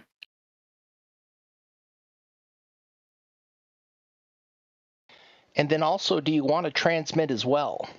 Yeah, I would. I'm afraid he's asking to transmit, and I'm not aware of a way that you can have a radio in your house and hit the transmit button, and there's no coax, and then you hit the antenna and it goes out. I've never heard of that. No, I don't. You can't, but you can remote control the radio. Well, you can put a radio head under an antenna. That's what we do in telecom, but that's not that's not the way that hams operate. Well, I mean, so the audio's fairly easy if you wanted to do remote control. If it was just a matter of doing contact closure, there is open source GPIO stuff available for Pi, but I don't see why you couldn't run if the radio does have, if it's a newer generation of radios, those are all remote controllable over Ethernet. So this could all be done over Wi-Fi. Electrician question. Is there not any kind of like a direct burial coax rated cable or other? Yeah. There's direct rated coax. The big kicker that doesn't make sense to me is if your wife says no to coax, how are you going to have to? You're going to have to build, a box to put radio outside. And what are you going to do when you go to build the death ray outside? Because I mean, everybody's going to build one of those at some point. Yeah. All right, I'm back. Hopefully we answered the question, or where are we at? The answer is most likely not possible. Oh. Okay. It's not put a flex radio and a Wi-Fi adapter at the base of the setup, and I think the biggest problem with that is latency. Like, you could theoretically do it. It'd be No, fine. I mean, latency on a flex. I mean, I can remote into a flex in Thailand right now. I mean, latency's not an issue. I've sat in my office in Manhattan and run my flex at home, and it works perfectly. I use remote ham radio too, and there's not much latency there either, so I get it. Yeah. But, so I was at home. I was at the Delta Lounge in where was the last Delta Lounge I was in? Yeah, I was out of Florida, so it was in Florida. I was in Florida. It's Orlando. It was Orlando, and I was connected back to I was literally working POTA stations in Florida from my house in California while I was sitting in the lounge in Orlando. That's what I was doing. That's next level nerdiness. I love it. That's crazy. So yeah, like you could build yourself a nice waterproof there's another shelter. issue though. What's that? Oh, is that Rodney? Was that Rodney? Sorry. There's another issue. Example, he says he doesn't want no wire between the transmitter and the antenna. Well, but if you want to put a transmitter there, he will still need a power cable there. Well, I just assumed he would have the power. I don't know where is he talking about? So this is also why you got to join us. Battery, maybe. This is why you have to join us on the Discord so we can hear your voice and you can answer these questions. We're just speculating about what Travis, what your setup is. Yes. Oh, see? Wait. Here we go. He has no problem getting power there. That's it then, bud. That's what you got to do. You could set a whole remote station up, like in this little. You can build yourself a little thing, or you know what? You could repurpose a doghouse for all I care and put a flex radio in there and a Wi-Fi transmitter, and you would be like killing it because now your radio is really close to the feed point of your antenna. It's nicely away from the noise. If anything, that might be the best solution for you. So, Josh, to follow up on that, my wife, and it sounds like Travis's wife, my wife, probably kind of the same school of thought. My wife built me a building out here specifically to house my transmitter in. I could only imagine my wife building. See, my wife has animosity towards me, but she doesn't want me to be too far away. She wants me to be super close, like just so close. Her and the kids know how to use FaceTime. No. They want me to do. I end up doing so many things, like because there's I'm a little handy. I'm a little handy around the house, and I think that's the only thing she gives me benefit for because it's not much else. Yeah, if you had a building outside though, Josh, would you be able to take the massage chair out there? No, probably not. I'm actually looking to upgrade that thing. Because my shoulder pad things, the little inflator pads have died. So now I'm gonna have to upgrade. Got us through COVID. It's been 5 years. I done wore it out. I done wore that massage chair out. Travis Murdoch, the voice channel is #live-stream/afterchat. Make sure you have headphones and a microphone set up because that's and a PTT button. Set that PTT button and you can join us. Yeah, it's towards the bottom. All right. Wow. We've had killer questions. So I will now take a moment because I want to ask the show topic question of the day. What is the weirdest antenna you've ever ran? At home, portable, any situation, handheld, I don't care. What is the weirdest antenna? We already saw some hot bangers, I think, from earlier in the chat. Somebody had like a Discone that they had on their it was a Discone HT antenna, which is pretty banging. But yeah, go ahead. Who's the first? I've run a Discone on 20 meters, then 20 meter FT8 on it. How big is that thing?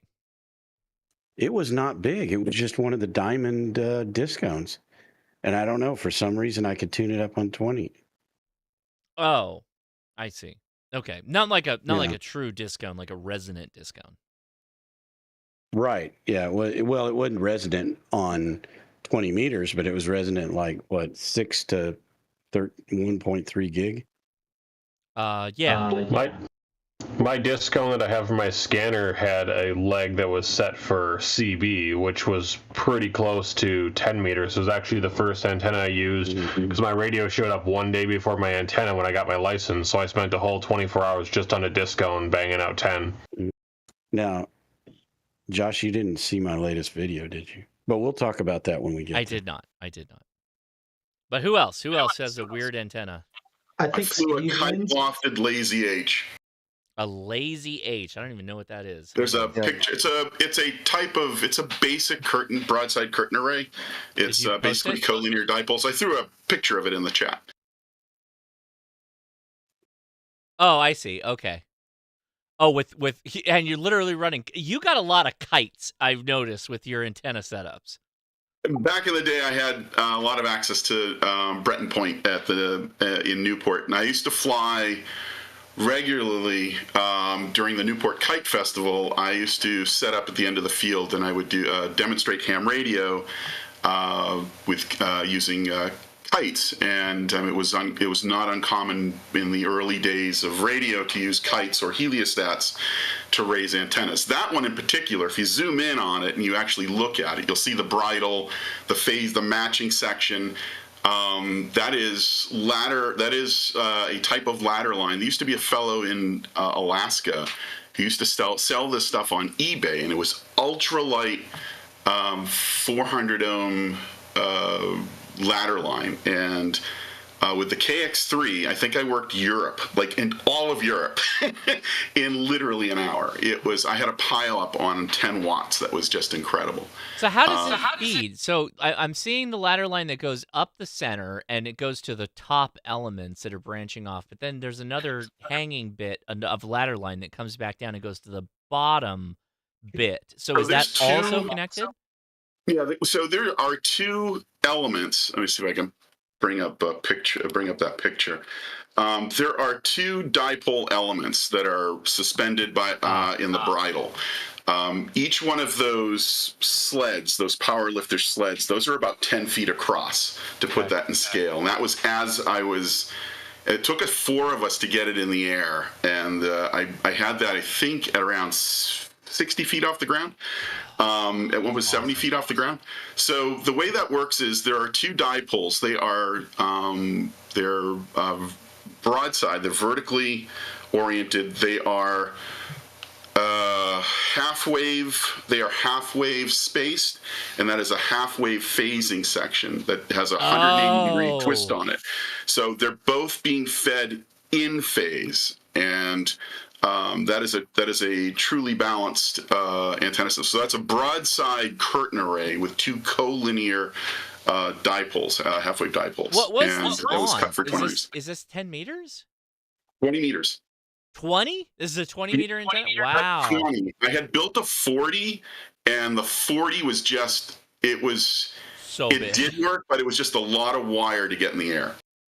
Good Lord. That's amazing. Hold on, I have a picture I can show you. Here, I can drag this into the chat. That's insane, dude. Look at that. Look at that feeding section.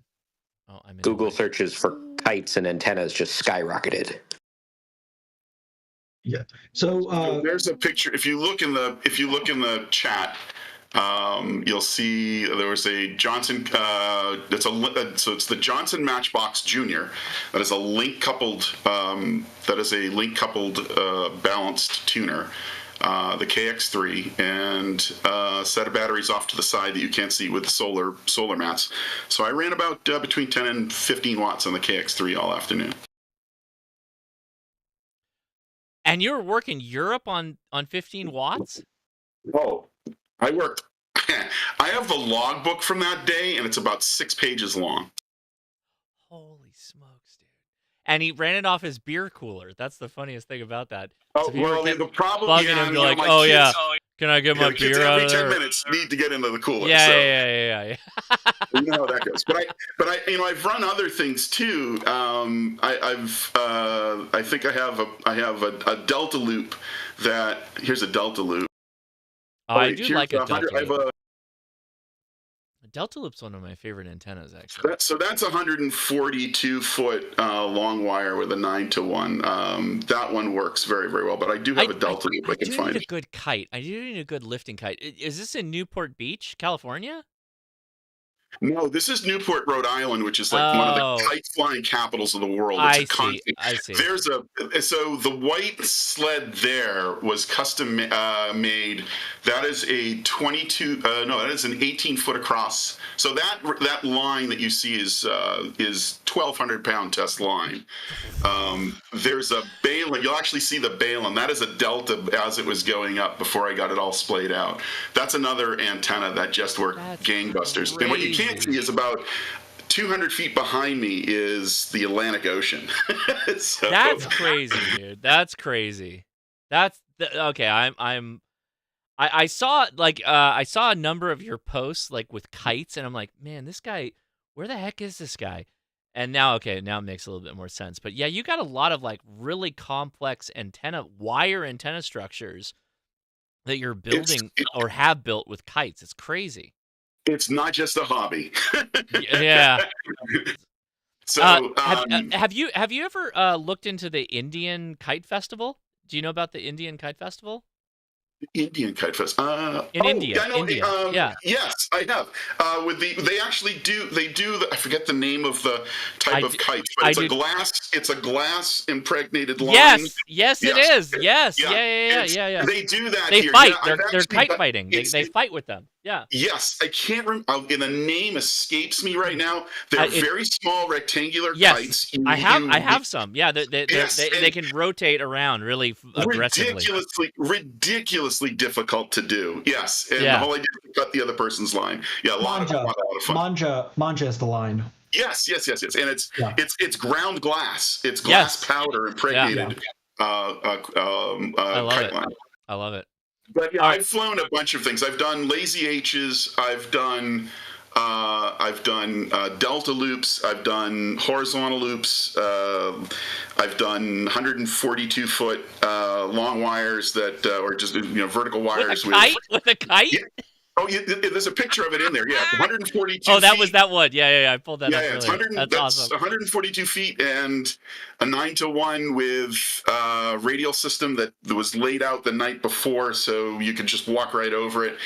And that one worked a treat. So, that one was really fantastic. So I got to take a super chat, but I have to ask this question before we get to it. Sorry, what do you do with like a static drain? Because don't you need like a static drain or something like that? I always hear that with kite antennas.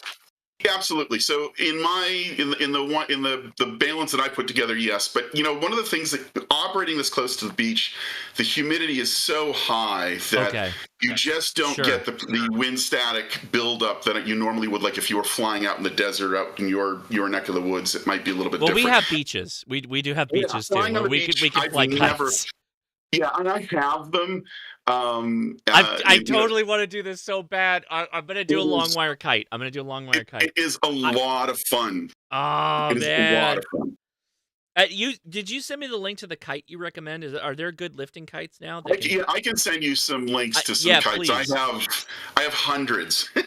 Well, I want I'm going to do a long wire. Like I want a 140. Like let's go long, like super long. I want something that will just hoist it up. I don't mind paying a little bit more for it. I don't have a problem with that, but like I want a good lifter. There's two kites that so there are parafoils that will work really, really well. That will give you a more vertical lift if you want to do it that way.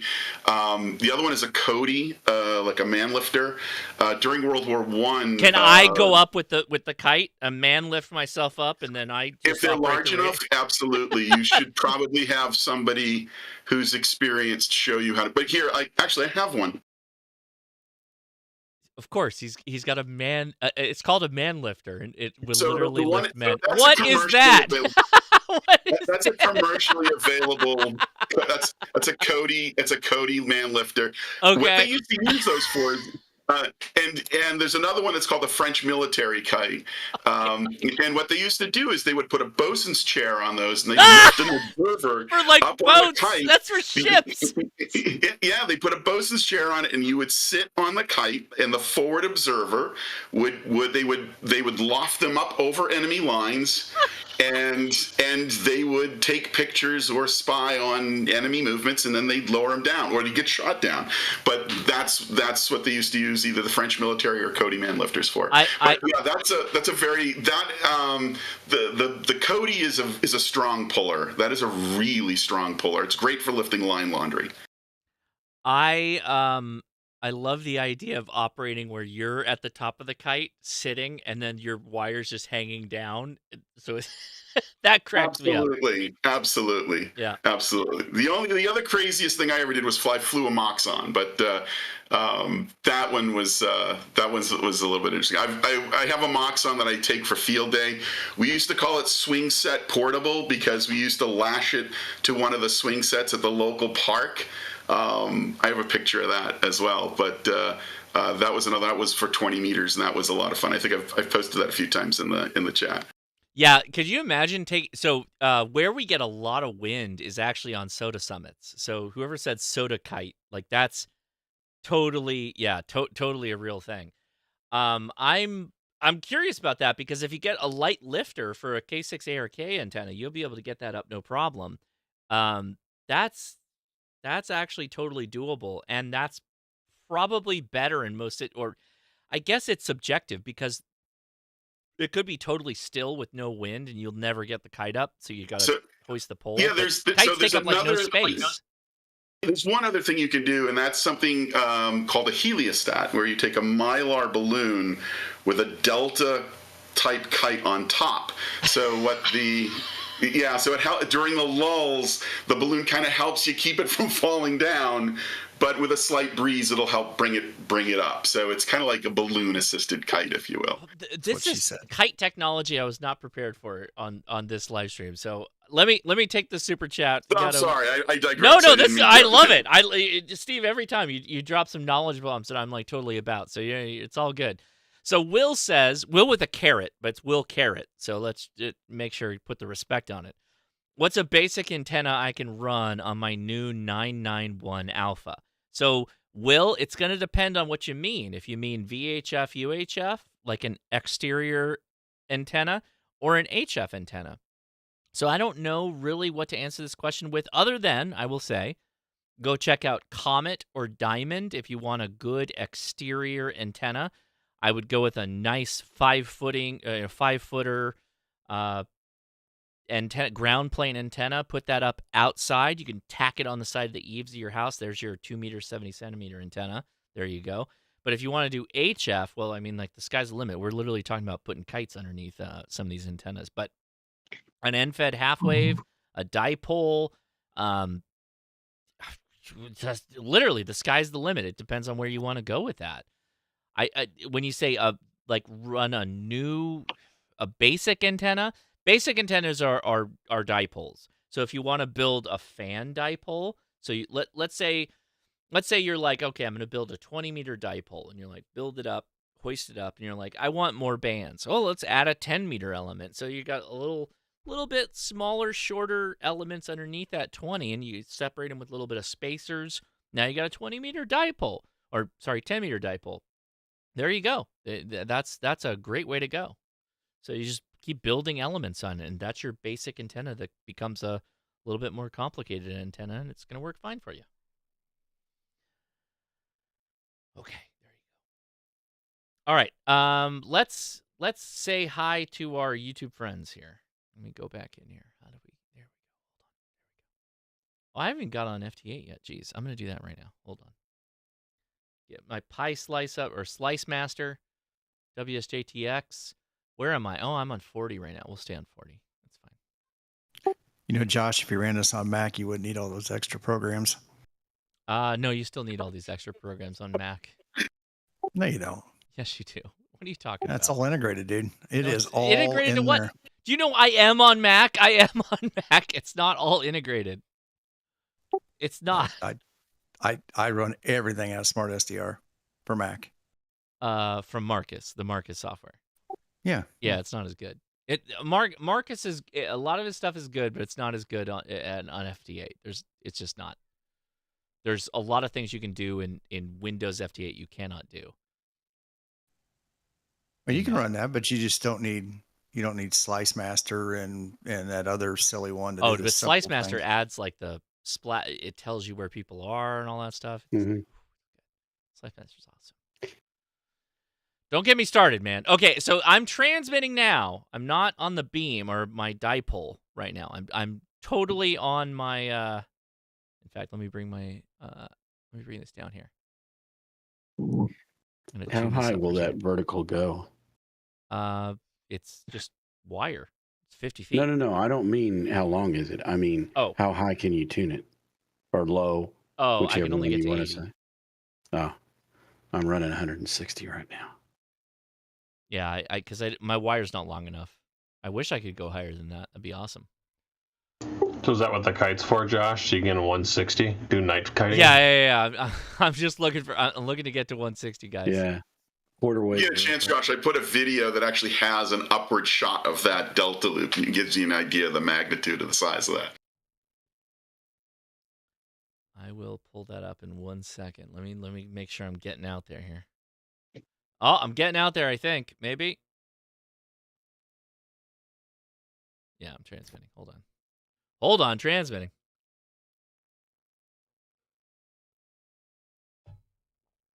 Oh, yep, it's working. It's working. The radio's working. All right, we can go back to what we're doing. Is all that other stuff good? Yeah, it's all good. Okay. Let's say hi to some of the YouTuber friends. First, off the top, with his new YouTube channel, N6ARA. I just sat down and literally was about to click it. And I have not. I just got too busy. Ara, how you doing, man? I love you, dude. I love you. Caught you on. I think I spent all that time trying to work you on the. No, that was not you. That was Dylan and Matt and Dylan and Mark and Mark were out there today. Yeah. Yeah, man, I'm doing good. Good to hear from you. Thanks. It's been a wild week. I spent, I don't know, maybe 2 weeks, 3 weeks filming, and then another 2 weeks or so learning how to use DaVinci and edit and release the video. My first YouTube video for my new channel on Tuesday or Wednesday. It's all been a bit of a blur, but oh my gosh, has the response been completely overwhelming. So many folks saying so many nice things, tons of comments, like emails I've been getting. It's just been so encouraging. And so it, in fairness, has also lit a fire under my butt to like finish the second part of the video, because there was just so much to put into one episode, and had I made it a single episode, it would have been an hour long. So we're looking at maybe 2-3 part series now for this new antenna design. Yeah, so N6ARA is out there on the YouTubes, and he's bringing all these cool engineering things. I don't know. Go ahead, tell people what you're doing, because I don't think they. Yeah. You're new to this whole scene, and I know you. You're a friend of mine, but let people know who you are. Yeah. So for the last 3 years, maybe 4, I've lost track, quite frankly. I've had a business called N6ARA Electronics. I sell small, tiny Morse code paddles called the Tiny Paddle, mini SWR meters, things like that. But I realized over the past few years, I've been experimenting and building things, and most of the time, a lot of these products don't actually ever see the light of day. And I also realized it might be interesting for folks to see the process I go through with designing something, building it, testing it, taking it out into the field, trying it out, and, you know, making contacts with it, or, you know, having the device completely fail on me. So what I thought I'd do, and partially inspired by Mark, KD7DTS with the Soda Plus channel, I figured, you know, it might be nice to put this stuff on YouTube and share it with the world. So this new episode called Tiny Gawant, which is a tiny whip antenna with an adjustable dial on it that lets you tune the antenna across various bands and use it in the field. is the first episode, and I filmed so much and I shot so much, and I thought I could fit it into like 20 minutes, and it turns out it's a lot more content than I can cram in there. So it's turning into a multi-part series now. Yeah, well, right on. And so we dropped the link so you guys go check them out because it's a really good video, and I'm excited to see your foray into the YouTubes. Thanks, man. Yeah, I'm excited. I've been inspired by many YouTube channels. Like I think a lot of folks might catch the inspiration for the channel from various YouTubers. Everything from you, Josh, to Mike, KMRD, and Tim and Adam, and you name all the soda folks who have YouTube channels. Yeah, right on. And sort of a mix of other folks, non-hammer, ham people like Stuff Made Here. He does a great job like explaining the theory, putting it together, testing it out, watching it fail or succeed, and kind of iterating. And that's sort of the channel I'm going for here. Nice. Well, I love the process, like walking people through the process. I think Totally. we talked about that, and you're like, yeah, no, that's exactly what I want to do. And I'm like, oh, I love it. I'm super on board with that. So, yeah. Well, keep going, man. Keep going, because I know you got lots of ideas up in your brain there that we all want to hear about. So keep sharing it with us. Thanks, man. And thanks for giving me the opportunity to talk about it tonight. I really appreciate it. Thanks for hanging out. All right. So next, I think, is Digital Rancher. And make sure you guys correct me if I get anybody wrong. So feel free to just correct me. It's okay. Go ahead, man. What's going on? Hey, Josh. Hey, everybody. Just relaxing after a long, busy day. So we had the Irving Ham Fest today in Irving, Texas. It was good to see a bunch of folks out at that. I got to see Dawn out at that, so that was nice. And Prep Ham Paul was out, and Frank was out, and I got to. I was working at the AMSAT booth, so I got to see folks like Randy Berger and just some of the regular cast of characters here in North Texas. So that was a good time. Also pretty excited. We have some new ham radio satellites that are launching or have just been activated. So we have SO-124 that I think was just activated today. Nice. Actually. Yeah, so that's an FM bird up there. And then we have a new round of Tevils. This time there's going to be 9 Tevel satellites that launch. The current date is the 6th. As you guys know, those launch dates can be pretty squishy. It was originally the 1st, then it was the 5th, and now it's the 6th. But they'll get up there eventually. So that's a group of 9 satellites built by a bunch of high school kids. And that's kind of a follow-up to the 8 Tevel satellites that we had for a couple of years that just deorbited in August. So I put a little PSA about that out this evening. And it's been a great weekend, enjoying the stream and the chat here. So thanks for having me on. Right on. Well, I appreciate you hanging out. All right. Next is Dawn, N5SKT, which I did not see your video, so I apologize. But yeah, no problem. But did you miss Chris? Oh, I did. Chris, KD9YSW. How you doing, man? Thanks, Don. I was going to say something a little bit later, but you're good. You're good. Dive in there. It's all right. It's all right. I went out because it was supposed to be warm today. I was deciding, hey, I'm going to go for a POTA. Well, it turned out to be cold. I still went out for that POTA, but I forgot one key piece of equipment. Coax adapter. That was my coax. Left the right whole next to the desk. The whole coax. You forgot everything? No, I brought the radio, I brought the antennas, and I forgot the coax. Oh no. So I posted 2 short videos up about that today. I'm going to be going to bed here shortly, and I'm going to try to get out to a different POTA area, because the one I scouted today, I went to, was too much in a low-lying area, and I might do a little bit of experimenting with a 10-meter end-fed antenna, and that's what it's made for. So I'm going to see if I can get it on other bands. Okay. Right on. All right. Very good. Well, thanks. And next is going to be Don, N5SKT. Back to you. All right. Let me drop a picture real quick.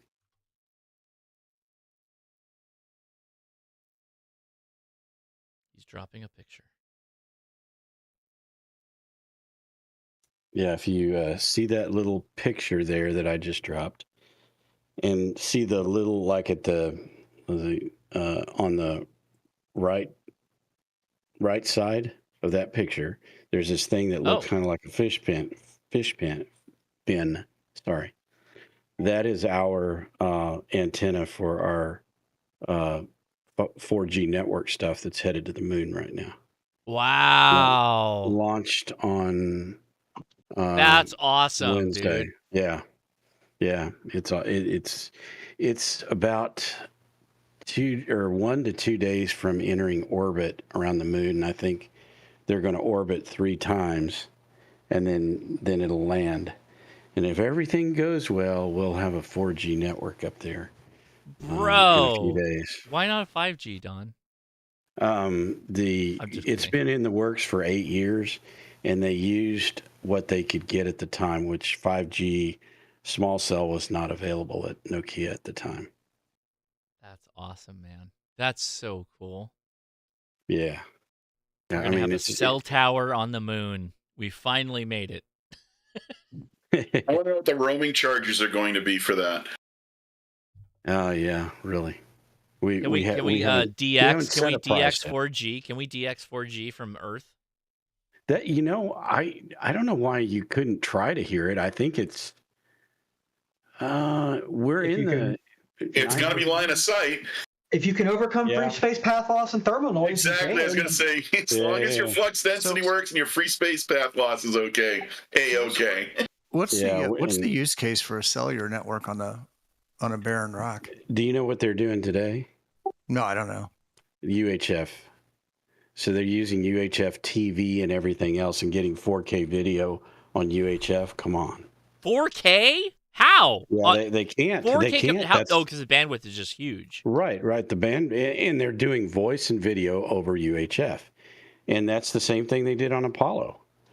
So that was all UHF S-band. Okay. So this is for future expansion. It's not current stuff. You have to distinguish between what they were doing on the moon and what they were using for the deep space network. Yeah, well, DSN's different. DSN is a very different. But it all has to travel over DSN to get to back to the Earth. Okay. Anyway, sorry. What a cool project you're working on, Don. That's amazing. I love that. Yeah. So in the video I dropped today, so getting back to YouTube, we are working with, or I have this Delta loop that I put up, and it's absolutely freaking huge. Yeah, I saw it. It's awesome. It's so big. Yeah, and that is what I am doing 160 meters on right now. I've got the 7300 connected to it, and I'm doing 160 meters. I'm getting all over the freaking country, which I really didn't. I expected to be very, very NVIS, and it just doesn't seem to be. Well, so how big is it? Like, what's the radiating length of wire? It's not wire. That's one thing. So there is a wire at the very top. Yeah. But so what's the total radiating length if you had to factor in? It's tubes. It is a 40-meter delta loop. So and there are dimensions if you look at the manual, and I can't remember because it's like 53 something and 63 something, and so it's like it's metric, and I just don't remember off the top of my head. Right. And if you forgive me, but if you watch the video, I'm standing right there underneath it, and I pointing the camera up so you can kind of get a sense of how huge the thing is. And that's why, like, when I started this video, I started at my shack and I walked out to where the antenna is. And one of the issues I'm running into, and I kind of talk about it in the antenna or in the video, is I have 150 feet of Messian Plony Sierra 7, and it doesn't reach it. It's about 50 feet short. So that's what I'm running up against now. Is I need even longer coax. So what I'm ending up doing in a lot of my antenna runs is I'm, piecing it together. In fact, even the ladder line, the doublet I was talking about, originally I had 100 foot of ladder line, and so I came over to probably 40, 50 feet of the shack, and that was literally stretching it from the feed point down. So, and then I had coax running the rest of the way, and Chuck was like, "You need to run it all the way." So I got another 100 feet of coax, and that's when I, pulled it back to go straight down and then out. And that is literally 200 feet of ladder line now. So yeah, the distances I'm dealing with to get to antennas is quite large. I have a 9-to-1 that's out there. Ape says I'm now not off, or I'm out of the NDA stage, so I can talk about it. I also have a Chronos out there, the new one that they just dropped. Nice. Ape built me one some time back and sent it me for testing, and I've actually been running 1,200 watts through it, which they didn't know you could do that. I didn't know you couldn't, so I just did it, and I haven't had any issues with it. Now SSB, I've not done digital on it. And I've also taken that Delta loop, and the Ballon that's underneath it is a 3 kilowatt Ballon. And then somebody asked me today in my comments how much power, when I'm running 1,200 watts, how much power is actually reaching the antenna. I don't know. I've never really calculated, didn't really think about it. But so that Ballon cannot be 3 kilowatts. That's what it's listed as. The wire alone won't handle 3 kilowatts. That's not 3 kilowatts. There's no way. Okay, well, especially at those voltages. Yeah. You can talk to the guys that designed it. Then if they put that on the website, that's insane. That's a bong. We call that bong hit engineering. It's printed on the outside of the Ballon. Again, engineering out. You can believe what you want. But I don't know. That's what they put on the outside. That's what it says. That's what it says. Don's not saying it. That's what it says. That's right. Don't. I mean, it's not me. It's them. And by the way, this is the same geometry, everything of my Christmas light Delta loop. It's the same length. Everything is the same. Oh, nice. Yeah. Well, you should have run 160, or did you? Maybe I don't. I didn't even think about going to 160, but I guess I should have. I should have tried. I love Delta loops, but I want them like 20, 25 feet above the ground. Like take that and put it 20 feet up, and it'll sing, dude. It'll kill it. Yeah. The problem I have is, okay, I put that up and it weighs dude, tell me about it. Tell me about it. Not only that, it's bulky. Yeah. And so I was able to, while it was laying down on the ground, I had it suspended on a couple of sawhorses, and then I leaned the pole down and slid it in there, and then tightened it down, and then really just gut pushed it up into a vertical position. And then you'll see there's a green rope, and it goes off to a tree. I tied it to that tree so it wouldn't fall. And since then, I've now guided it down, and it's sitting on that speaker stand. But yeah, the speaker stand will go up to 8 feet, but I just can't, push it up. And there's a couple of reasons for that, because one of the U-bolts went around one of the connectors on the between the sections, and so it won't push up much. So, but yeah, eventually I've got a 30-foot Roan. It'd be great on that. So one day I do hope to get it up higher. Somebody was saying I should tie it into a tree and just lift it up by those metal posts. That's got to be like you'd have to guy it at the tips of the delta loop and then hoist those up, and then it's gonna get all weird with the splaying of the piece in the middle. That doesn't seem the way, but I don't know. I don't know. I love it. I love delta loops, man. Love them. Well, delta loops are nice and they're quiet, but if you want power towards the horizon, it's hard to beat a dipole. Sure. But what if you had 3 on a boom? There's no but. There's no. What if you had 3 on a boom? Yeah, there is. There's a but about getting it up at height. That's the but. Yeah. The height above ground is always the killer. And I will tell you that height, foot per foot, a dipole at the same height as a delta loop will always outperform it with power, with field towards the horizon. The delta loop is a great antenna for low noise. Oh yeah. But when it comes to putting power at the horizon, it's hard to beat the dipole. Now, my goal by the way, this is an analysis I did a long time ago, but that's unfortunate at 70 feet, but it tracks with elevation. Yeah, a loop question. Yeah. By the way, on the delta loop thing, that was not what I meant. To me, there's a big difference between having a vertical and a dipole, and the dipole's biggest problem is height above ground. All right, on the delta loop, we got the same problem. We'll RF. We'll dive into the parts of RF once we get through talking to the rest of our YouTube friends. So Don, keep doing what you're doing. Love what you're doing. Appreciate that. I love it. I love it. I love it. Next, I think, is the Gray Man Poda. How are you doing, buddy?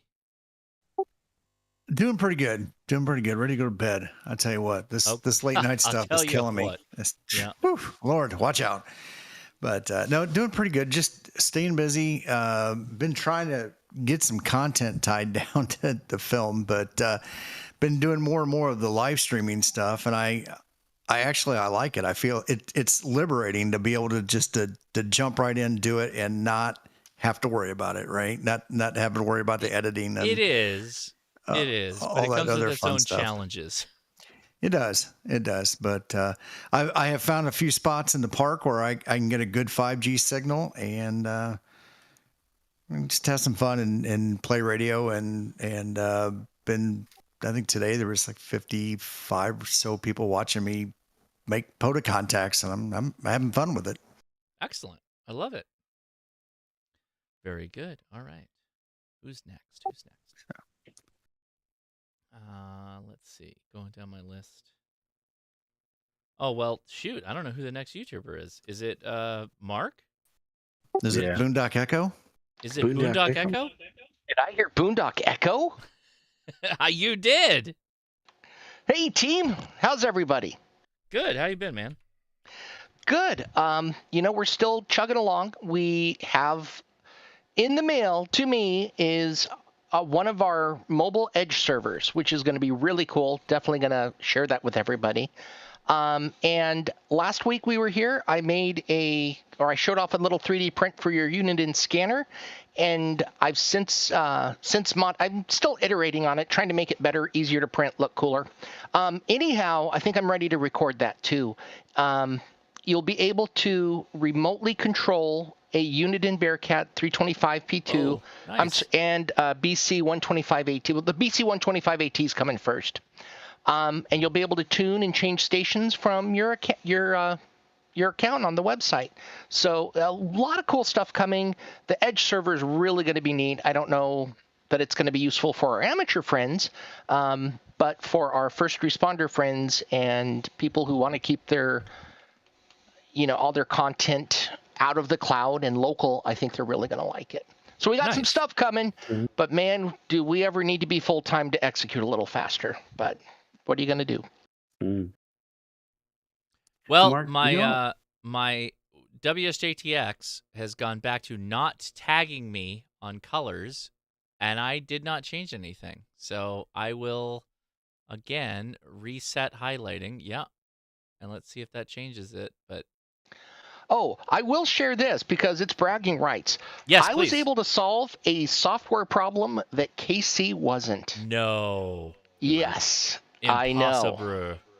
No, it's possible. I did it, but so it was, we were able to speed up the serial control of the Bearcat.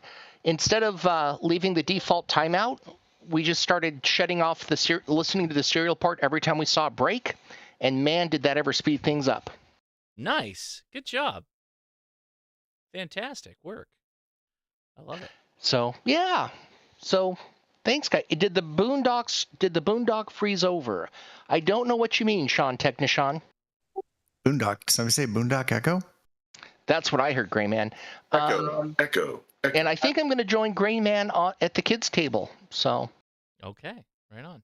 But I reserve the right to throw mashed potatoes around. Just saying. Hey, yeah. We'll have fun. We will have fun at the kids' table, talking kids' table stuff. Talking trash. All right. Next is Soda Plus with my buddy Mark. He was out doing soda today, and I chased him and Dylan and who else was out there? Are you there, Mark? Yeah, hey, good evening, Josh. This is Mark from Soda Plus, and I was really excited to be out there today with Umesh KK6TXI for his second ever soda activation, and he just crushed it. So yeah, we got lots of stories from that, but yeah, doing soda, it's gonna happen. Yeah, so Umesh brought out a bunch of new-ish type batteries that are smaller than, I guess, what we normally drag out when we do batteries, right? Yeah, that's right. So we were running a 100-watt rig. I've been on a power kick for the last couple weeks, and Umesh looked at this 12-volt, 12-amp-hour battery from Bioenno, which is a fantastic battery, and he said, "You don't need that. You need the current capacity, you need the voltage, but you don't need the watt hours." So he did an engineering project to drop the watt hours down a little bit and compact it, and he managed to take out 2 out of the 3 pounds that I had been carrying and get us down to a 1-hour pack that was good for a perfectly good 100-watt activation. Nice. And like, do you remember how many contacts you guys made? Yeah, I got 20 contacts spanning the country. That was mostly on 20 meters. Umesh was working 50 watts on VHF and picked up 15 contacts. And Dylan, N6MX, the president of the W6TRW Amateur Radio Club, also hopped on and worked 20-meter sideband for another 20 contacts. Yeah, we put 50 contacts on that battery at 100 watts, and it left at 13.8 volts. That's pretty good. Yeah, just fantastic. And the antenna we were using was all K6 ARK parts on 26 gauge wire, and that was fine. It turns out it can take it. No, very cool. Super cool. All right. Well, thanks for joining us out here. Appreciate that. And I think who's next? Boy. Who is next? Do we have who's another YouTuber after Soda Plus or Boondock Echo? Did I miss anybody? Yo. Oh, Michael, right after it. Go ahead, man. How you doing? Hey, I'm still new at it. I don't blame you for forgetting. Yeah, okay. Well, I apologize. I don't know. Actually, honestly, I don't have that much to report. Last weekend, I went out both days. So I'd gone out on Saturday before I was on the stream, and I did some recording. I don't know if any of it's going up, but I did some recording. Sunday I went out again. Sunday was a lot noisier on the bands, I noticed, and it's been noisy ever since when I listen in on like a web SDR or something like that. Don't know what's going on. I'm going to go out tomorrow. Today was cold. We went back down to the 30s, below the 30s here in Minnesota. After a week in the 40s. And, of course, all it takes is a week in the 40s, and we lose all of that insulation, all of that ability to go out in the cold and not mind. So I didn't go out today. But tomorrow is getting back into the 40s. I'm going to go out. I got back my QMX Plus from the guy who repairs QMX stuff here in the U.S., Jeff. I tried to build a QMX Plus myself. I bit off way more than I could chew as a relatively new electronics guy, and it didn't work. And so I sent it out, and he fixed it, and I think I'm going to try to use it tomorrow. I'm figuring the SSB contest is still going to be on.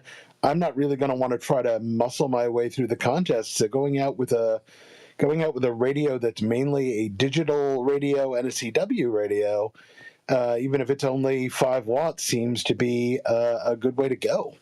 So I'm going to give that a try. I'm still going to have my ICOM, the 7100 with me, because that's in the car. So if I'm not getting anywhere on 5 watts, I can always switch over. But I'm going to put the QMX Plus to work and see how I actually like it. So that's my plan. Nice. And hope everyone's having a good evening. Well, thank you for joining us out here. Appreciate it. I am still battling the no color, and I think what this is. I think what this is actually a Slice Master problem. So I have to mess with Slice Master to figure this out, because it opens up WSJT-X to try and align it with the Flex radio, and they're not talking. I think that's what the problem is. So that's my problem. I have to figure this out, but we'll work on that. I can make contacts. I just have to double click on it. Go ahead, Grayman. Have you tried a factory reset of your Slice Master? I have factory reset everything at this point, but apparently that's the next stop. I think. I don't know, but I scared away the last CQ call I was making. So WSJT-X, it works. Obviously, we use it. It's good. Yeah. And there is a new version out, by the way. 2.7's finally general availability. Okay. Don't know if that's what you're using. I can't quite see the title bar to see what version you're using. But I don't know. I get that it's being written by volunteers in their spare time, whatever. Nobody's working on it full time. But for software that a lot of us use all the time, it'd be real nice if it were a little more polished. It really is a little flaky sometimes, and I don't know. Yeah, I mean, I mostly rack that up to my dealing with like weird little patches and plugins on it and using third-party modifications of it like I'm using right now. Well, that's fair. Yeah, I don't factor that into WSJT-X, because normally I don't have a problem. Most of the time, all my problems are like RF getting back into the laptop or computer that I'm using in the field. That seems to be bigger problem than anything. And with that said, I believe I got a Cub Scout thing for Edison tomorrow, and I got to pull a bunch of radios, or not a bunch of radios, but I got to pull my gear out to make sure I'm all squared away with that. So I have to get out of here shortly to be able to get ready for that. So that's kind of my my thinking in the back of my head right now. I just realized I've got to go do a bunch of stuff before we wrap things up here. So can I ask a WSJT-X question? Sure.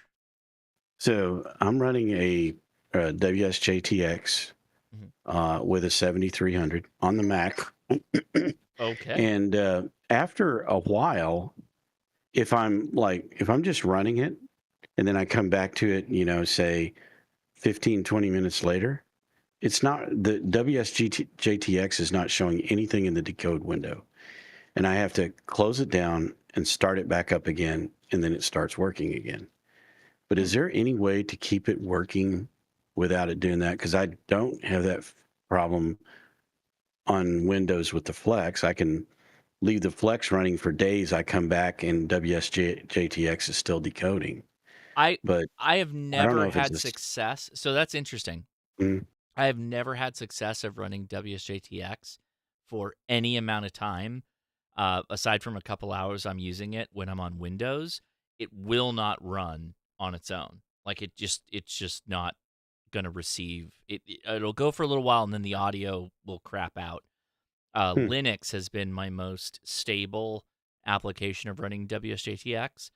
And then the Mac's also been really stable. So Windows is like the lowest. So the fact that the Mac is less than the Windows is crazy to me. I've never experienced that before. Yeah, I have seen it happen on the Flex at one time, and I don't remember it stopped happening, and I've never had it. Like, again, I can walk away for days and come back, and WSJT-X is still working. Every once in a while, the Flex will go flaky on me, but that's my sister's network at her house. Yeah, it has nothing to do with either the radio or the PC. It's just literally their network, and we have to basically power cycle both of them, and then they come up and start talking to each other, and everything's fine. But if I'm like I'm doing right now, if I keep WSJT-X running, which I do, just make basically 24/7 at her house, then everything stays working generally. It's usually when they could have had if they have a network outage there, then it'll screw this up. And if I have a power cycle and have to start it back up again from a power cycle where the Flex stayed on and came back up, but the PC came up later, they won't talk to each other. But so hold on one second. Yeah, go ahead. So Don, Sterling Man just joined us, and he wanted to answer the question of what his weirdest antenna was, and he said his weirdest antenna was a toss-up between the VLA dish or a F15 SA. I can't say I've used any antennas like that before, so that's very impressive. But I want to take a minute to just congratulate Sterling on his newborn. He and his wife bringing a new life into the world, and I've seen their Facebook pages. I think I was the first to reply to Sterling on his Facebook post, but it was just because I was lucky. I was sitting in the massage chair, as I normally am. But Sterling, lots of respect, and I appreciate he commented, which is the most dad thing ever. Where is it? Going back to sleep. So Sterling, the only thing I can tell you as a dad, with dealing with the mom and all that stuff, is make sure they all sleep, and then you just clean up some stuff around the house.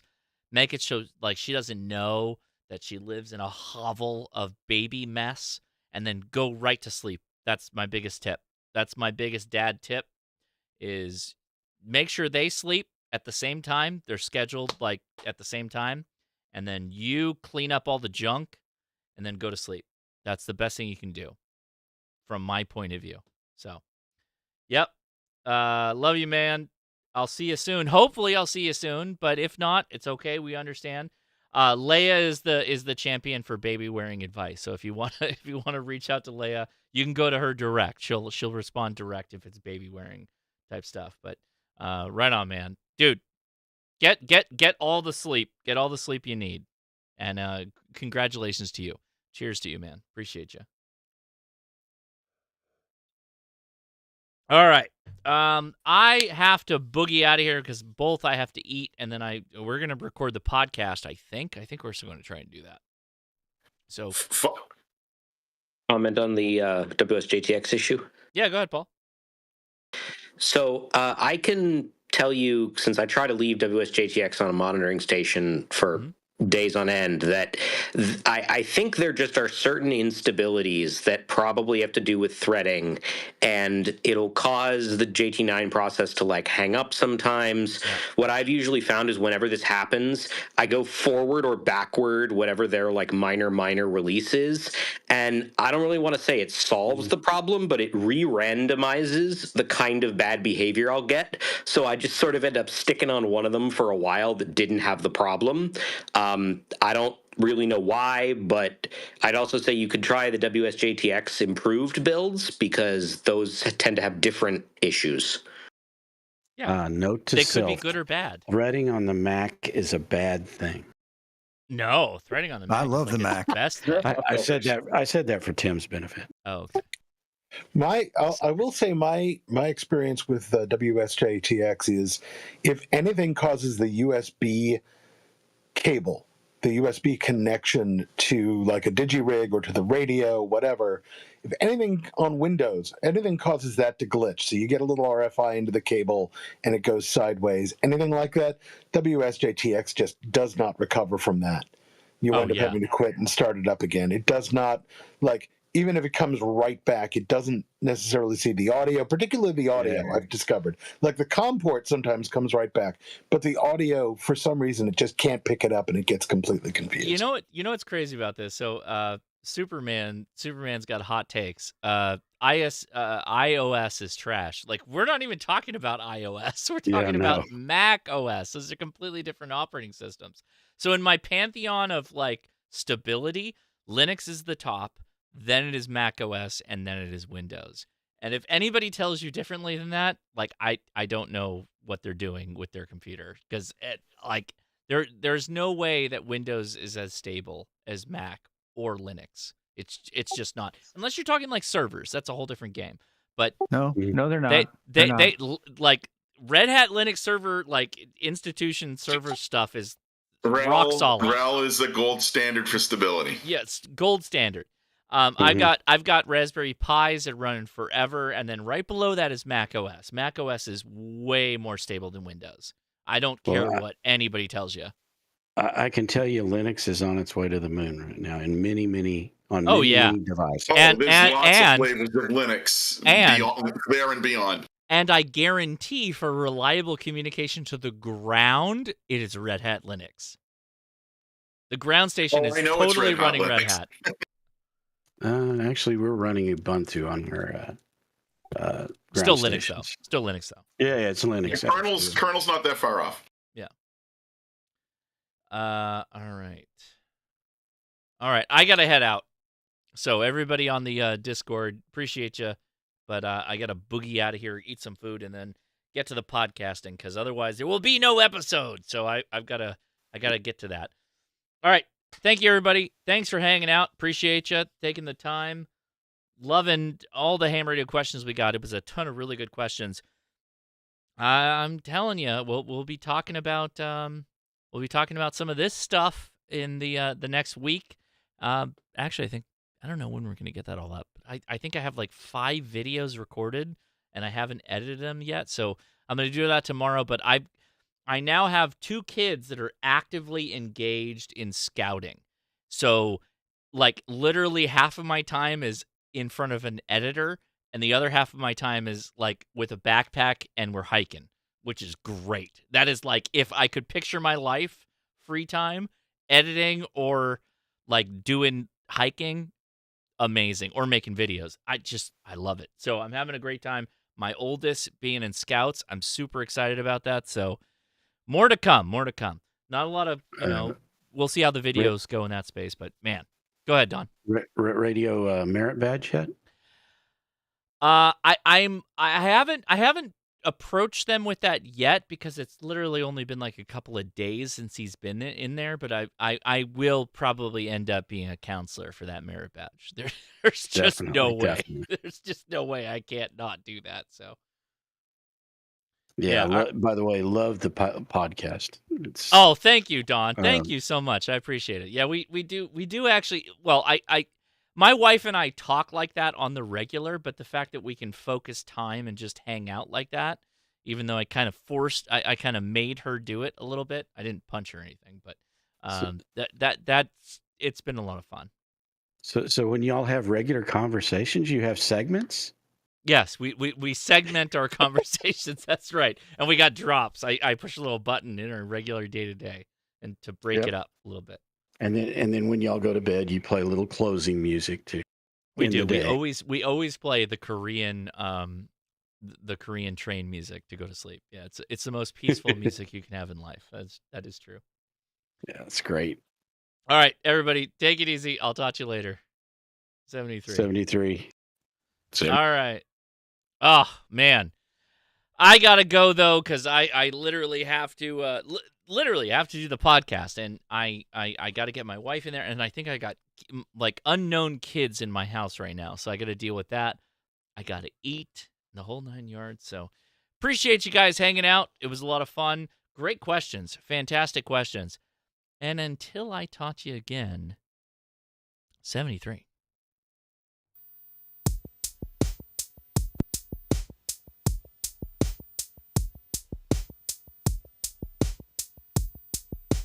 I do want a 10-Tech Eagle, so if anybody... 10-Tech, what's the... Is it the Scout? Which is the CW-only transmitter? Transceiver. Somebody contact me if you got one of those. I would like one.